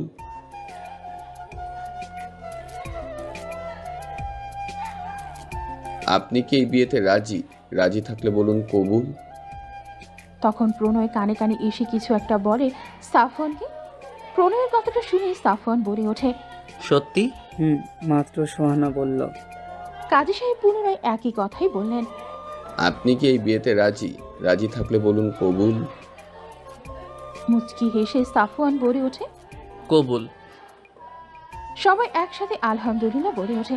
ইফাত এক কোণায় দাঁড়িয়ে ম্লান হাসি হেসে বেরিয়ে যায়। রাতের একা আকাশে আজ তাকে একাই হাঁটতে হবে। নিজের সামান্য দায়িত্ব জ্ঞানহীনতার জন্য সবচেয়ে দামি জিনিসটি হারিয়ে ফেলেছে সে। আয়াতের প্রতি তার ভালোবাসাতে বুঝি অনেক বড় ফাঁক থেকে গেছে। তাই তো আজ সে অন্য কারোর হয়ে গেছে। সেদিন তাই স্পষ্ট তাকে ফিরিয়ে দিয়েছিল আয়াত। সেদিন জানো তো কতটা ভালোবাসি তোমায়। সাফওয়ান যদিও আমাকে সব বলেছে, তবুও তোমাদের বিয়ের কথাটা শুনে পাগল পাগল লাগছিল। সরি বাবু, আর হবে না, সরি। নিজে থেকে ইফাতকে সরিয়ে একটু দূরে দাঁড়ায়। ইফাদের চোখে চোখ রেখে বলে সেদিন যখন আমার তোমাকে সব থেকে বেশি দরকার ছিল, তুমি তখন আমার পাশে ছিলে না ইফাত। ফোন হারিয়েছিল, কিন্তু পৃথিবীর ওপর থেকে ফোন তো শেষ হয়ে যায়নি। অথচ তুমি আমাকে একটা বার জানাওনি। আমি পাগলের মতো তোমায় খুঁজেছি। আমি তোমাকে দোষ দিব না ইফাত। তোমার সাথে সেই মুহূর্তে যেটা জরুরি মনে হয়েছে তুমি করেছো, কিন্তু আমি তোমায় আর ভালোবাসি না ইফাত। এতদিন আমি কনফিউশনে ভুগেছি, কেন আমি বারবার সাফওয়ান ভাইয়ের প্রতি আকৃষ্ট হচ্ছি। আজ আমার কাছে সেটা পানির মতো পরিষ্কার। আমি তাকে ভালোবাসি, প্রচুর ভালোবাসি। থ্যাংক ইউ আমার সামনে আবার আসার জন্য। নয়তো আমি নিজের মনকে বুঝতেই পারতাম না। ভাবতাম ভুল করছি, কনফিউজড থাকতাম। কিন্তু আজ আমার কনফিউশন ক্লিয়ার হয়ে গেছে। Thank you. তুমি অনেক ভালো একটা মানুষ। আজ যদি তোমার সাথে আবার জড়িয়ে পড়তাম, তবে সেটা তোমার বা আমার কারোর জন্যই ভালো হতো না। কারণ আমি তোমার স্বচ্ছ থাকতাম না। আমার মনে হতো এখন অন্য কারোর রাজত্ব। আমাকে ক্ষমা করে দিও ইফাত। I am sorry. কিন্তু আমি সাফওয়ান ভাইকে ভালোবাসি, প্রচুর ভালোবাসি। সরি। বর্তমান ইফাদের চোখ বরাবর ভিজে যাচ্ছে। সে যে আজ নিঃস্ব, তবে একটাই সান্ত্বনা, আয়াত তাকে ঠকায়নি। তার কাছে নিজেকে স্বচ্ছ রেখেছে। এখন মন তো কখন কাকে নিজের সিংহাসনে বসিয়ে দেয় কেউ জানে না। রাত 12টা। খুব তোড়ঝোড় করে শেষমেশ বাসর ঘরে ঢোকার সুযোগ পেল সাফওয়ান। ঘরে ঢুকে দেখল মোমের আলোয় ঘরটাকে নতুন বউয়ের ন্যায় সাজানো হয়েছে। খাটটা পুরো সাদা আর লাল গোলাপের মোড়া, আর মাঝে লাল শাড়ি পরে ঘোমটা দিয়ে এক রূপবতী বসা। চাঁদের আলো জানালার ফাঁক দিয়ে ঘরের ভেতরে উপচে পড়ছে। রূপবতীরই যে সাফওয়ানের মায়াবতী, যার নেশায় আজকাল সে মত্ত থাকে। ধীর পায়ে আয়াতের পাশে গিয়ে বসে। সাফওয়ানের উপস্থিতি আয়াতের হার্টবিট বাড়িয়ে তুলছে। দম বন্ধ হয়ে যাওয়ার উপক্রম হচ্ছে তার। আলতো করে তার হাতে নিজের হাত রেখে মজার ছলে সাফওয়ান বলে, ইফাত চলে গিয়েছে। ভেবেছিলাম তুমি হয়তো ওর সাথেই চলে যাবে। সমস্যা নেই, আমি একটা লয়ারের সাথে কথা বলে 6 মাস পর আমাদের ডিভোর্সের ব্যবস্থা করে ফেলবো। আয়াতকে চুপ থাকতে দেখে আলতো হাতে ঘুমটা সরায় সাফওয়ান। 2 হাতে আয়াতের মুখ আলতো করে ধরে উঁচু করে সে। আয়াতের চোখে পানি চিকচিক করছে। আয়াতের চোখে চোখ রেখে শান্ত কণ্ঠে বলে ওঠে, তুমি তো এটাই চেয়েছিলে, তবে আজ চোখে পানি যে। আপনি কি সত্যি বোঝেন না, নাকি বুঝেও না বোঝার ভান করেন? কাঁপা কাঁপা গলায় আয়াত বলে ওঠে, কি বুঝবো? তুমি যদি বুঝিয়ে না বলো বুঝবো কিভাবে? সবকিছু বলে বোঝাতে হয়। হয় বই কি, কিছু জিনিস বলে করে বোঝাতে হয়। এতদিন তো তুমি যা বলেছো আমি তাই বুঝেছি। দেখো না, বিয়ে ভাঙার কথা বলেছো, আমি সেটার চেষ্টা করেছি। ঢাকা যেই উকিলের সাথে। কথাটা শেষ না হতেই সাফওয়ানের ঠোঁট জোড়া চেপে ধরল নিজ ঠোঁট জোড়া দিয়ে। ঘটনার আকস্মিকতায় সাফওয়ানের মাথা পুরো ফাঁকা হয়ে গেছে। আয়াতের পক্ষে এমন একটা সাংঘাতিক কাজ করা সম্ভব, এ যেন ধারপার বাহিরে ছিল সাফওয়ানের। বেশ কিছুক্ষণ পর সাফওয়ানের ঠোঁট জোড়াকে মুক্তি দেয় আয়াত। শাড়ির আঁচলটা মাজায় বেঁধে সাফওয়ানের কলার চেপে ধরে রাগী গলায় বলে, আর একবার যদি ডিভোর্সের কথা শুনেছি তো দেখবেন আমি কি করি। ফাইজলামি পাইছেন? এত যখন আমাকে অপছন্দ, তাহলে সেই রাতে কেন আমাকে বলেছিলেন ভালোবাসি? ইফাদের সাথে চলে গেলে খুশি হতেন বুঝি? আপনি কি ভেবেছেন এত সহজে আপনাকে মুক্তি দিব? সারা জীবন এভাবেই আমাকে সহ্য করতে হবে।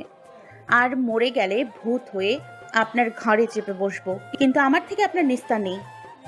বলতে বলতেই চোখ থেকে পানি গড়িয়ে পড়ছে আয়াতে। প্রচুর কান্না পাচ্ছে তার। লোকটা এমন কেন? যদি দূরে ঠেলে দেবার ইচ্ছে ছিল তবে কেন কাছে টেনে দিয়েছে? সাফওয়ান মুচকি এসে হ্যাচকা টানে তাকে বুকে আগলে ধরো, কানে মুখ লাগিয়ে বলল, এবার নিজ ইচ্ছায় আমার কাছে এসেছো। এবার যদি তুমি চাইলেও আমি তোমাকে ছাড়বো না, এইভাবে শক্ত করে নিজের কাছে রেখে দিব। সত্যি? তাহলে এতক্ষণ যে? ওইটা একটা ছোট্ট শাস্তি ছিল আমাকে এই 3 দিন কষ্ট দেওয়ার জন্য। আমি তো সত্যি সত্যি বিয়েটা না করার সিদ্ধান্ত নিয়েছিলাম, কিন্তু আজ যখন প্রণয় কানে কানে বলল তুমি নিজ থেকে ইফাতকে ফিরিয়ে দেবার কথা সুহানাকে জানিয়েছো, আমার অশান্ত মন শান্ত হয়ে গিয়েছিল। তাই দেরি না করে কবুলটা বলে দিয়েছি। আপনি খুব খারাপ। এখনও তো কিছুই দেখাই নাই, এখনই খারাপ হয়ে গেলাম? আমি কিচ্ছু দেখবো না। তা বললে তো হবে না, এখনও সে অনেক কিছু দেখার বাকি রয়েছে। কি? আসো আমার সাথে। বলেই কোলে তুলে নিল আয়াতকে। সাফওয়ানের রুমের ভেতর একটি ছোট স্টোর রুমের মতো জায়গা রয়েছে, যেখানে সাফওয়ান বাসায় থাকতে ড্রয়িং রুম করত, যাকে সে তার কল্পনা রাজ্য বলে। তার সকল সৃষ্ট সকল শিল্প সেখানে মজুদ। আয়াতকে করে করে তার কল্পনা রাজ্যে নিয়ে যায় সে। একটি চেয়ারে তাকে বসিয়ে সামনে থাকা সকল ড্রয়িং বোর্ডের ওপর থেকে কাপড় সরিয়ে নেয়। আয়াতের চোখ যেন বিশ্বাস করতে চাচ্ছে না, সবগুলো ক্যানভাসে তার পোর্ট্রেট। রং তুলির আঁচড়ে আঁকা একটি জীবন্ত আয়াত তার সামনে। অজান্তেই নোনা জলের ভিড় জমেছে চোখের তার। এখনই চোখগুলো তাদের মুক্তি দেবে জানো। ধরা গলায় বলে ওঠে, আপনি তো বলেছিলেন আমার চেহারা ক্যানভাসে তোলার যোগ্য না। এই তো, তাই তো শুধু ক্যানভাসে থাকবে এই চিত্র। তাই বুঝি? তাই তো, এই সারপ্রাইজটা তোমাকে দেওয়ার ছিল। বলে আয়াতের কপালে উষ্ণ ঠোঁটের পরশ দেয়। আজ রাতে তোমাকে ভালোবাসার অধিকার দিবে আয়াত? আমি তো মানা করিনি। তবে একটু বেহায়া হতে দোষ নেই বলো। বলেই পুনরায় করে তুলে নেয় আয়াতকে। আয়াতকে বিছানায় শুইয়ে রুমের মোমগুলো নিভিয়ে দেয় সে। রাতের নীরবতা চাঁদের কালো সাক্ষী হলো তাদের মধুর মিলনের। কিছু আর্তনাদ, কিছু উষ্ণ নিঃশ্বাসের মধ্য দিয়ে সুখ কুড়াতে ব্যস্ত তারা। আজ তাদের ভালোবাসা পূর্ণতা পেল। 3 বছর পর হাসপাতালের অপারেশন থিয়েটারের বাহিরে পায়চারি করছে সাফওয়ান। টেনশনে শ্বাস আটকে যাচ্ছে তার। আয়াত এবং তার পরিবারের সবাই সেখানে উপস্থিত। বারবার সান্ত্বনা দিচ্ছেন রামিম সাহেব, কিন্তু কিছুতেই সাফওয়ানকে শান্ত করতে পারছেন না তিনি। আজ যে আয়াতের ডেলিভারি 1 ঘন্টা হয়ে গেছে, এখনো কোনো খবর নেই। এমনিতেই আয়াতের অবস্থা সিরিয়াস ছিল। আর্লি লেবার পেইন উঠেছে, মাত্র 7 মাস চলছে প্রেগনেন্সির। ভয়ে গলা শুকিয়ে যাচ্ছে সাফওয়ানের। থিয়েটারে ঢোকার আগে আয়াত বলেছিল, যদি এবার ফিরে না আসি তবে জেনে রেখো খুব ভালোবাসি তোমায়। কথাটা মনে করতেই চোখ ভিজে আসছে সাফওয়ানের। ঠিক তখনই ডক্টরের আগমন ঘটে। ছুটে গিয়ে কাছে যেতেই প্রথম প্রশ্ন ছিল, আয়াত কেমন আছে ডক্টর? কংগ্রেচুলেশন, আপনার যমজ মেয়ে হয়েছে। আচ্ছা, আয়াত কেমন আছে? নার্স মেয়েদের নিয়ে আসছেন। আপনার মেয়েরা প্রিম্যাচুয়ার, কিন্তু আলহামদুলিল্লাহ ভালো আছে। আপনি কি খুশি নন মিস্টার সাফওয়ান? আরে ধুর, আমার ওয়াইফ কেমন আছে সেটা বলেন, দম আটকে যাচ্ছে আমার। আলহামদুলিল্লাহ ভালো আছেন, একটু উইক, 1 সপ্তাহ রেস্ট করতে হবে। ভয়ে ভয়ে ডাক্তার বলে কথাগুলো। আয়াত ঠিক আছে শুনতেই সাফওয়ান খেয়াল করলো ডাক্তার বলেছিল তার মেয়ে হয়েছে, তাও যমজ। খুশিতে পাগল প্রায় হয়ে গেছে সে। নার্স যখন মেয়েদের নিয়ে এসেছে, সাফওয়ানের কাছে মনে হয়েছে ছোট 2টো আয়াত তার কাছে নিয়ে এসে নার্স দুজনকে একসাথে কোলে নিয়ে নিল সে। মনে হচ্ছে পৃথিবীর সব থেকে সুখী ব্যক্তি সে। 3 ঘন্টা পর আয়াতের জ্ঞান ফিরলে দেখে সবাই ঝুঁকে তার দিকে তাকিয়ে রয়েছে। সবার মাঝে সে তার সাফওয়ানকেই খুঁজে যাচ্ছিল। ধীর কণ্ঠে শারমিন বেগমকে জিজ্ঞেস করে, সাফওয়ান? এই যে আসছে। সবার পেছন থেকে সাফওয়ান বেরিয়ে এলো। নার্সরা একে একে 2 মেয়ে আয়াতের পাশে রাখে। আয়াতের চোখে পানি চিকচিক করছে। ভেবেছিল হয়তো এই খুশি তার দেখা হবে না। সবাই রুম থেকে বেরিয়ে গেলে সাফওয়ান আলতো হাতে আয়াতকে উঠে বসিয়েছে। বাচ্চাগুলোর একজনকে আয়াতের কোলে দিয়ে আরেকজনকে নিজের কোলে নেয় সে। আয়াতের পাশে বসলে আয়াত ধীরে তার মাথাটা সাফওয়ানের কাঁধে এড়িয়ে দেয় আর বলে, কার মতো হয়েছে বলো তো? তোমার মতো। থ্যাংক ইউ ফিরে আসার জন্য। আল্লাহ চেয়েছেন তাই ফিরে আসতে পেরেছি। তুমি খুশি তো? খুব খুব খুশি, তবে আমরা আর এই বাচ্চা নেওয়ার কথা ভাববো না। কেন? আমার দম বন্ধ লাগছিল তোমাকে ছাড়া। যদি কিছু হয়ে যেত আমি কি করতাম তখন? পাগল হয়ে যেতাম, সত্যি বলছি। তুমি সত্যি পাগল। ওদের নাম কি রাখবে? ভাবিনি। আমি বলি আলপনা এবং কল্পনা। ধুর, এই আধ্যাত্মিক নাম আমি রাখবই না। কেন? সুন্দর তো। না বলেছি মানে না। আমি ওদের বাবা। তো মানে কি? এভাবেই আবার খুনসুটিতে মেতে উঠল আয়াত এবং সাফওয়ান। তাদের জীবনে এই অধ্যায়ের মধুরের সমাপয়েত ঘটেছে। তাদের ভালোবাসার মধুরের সমাপয়েতে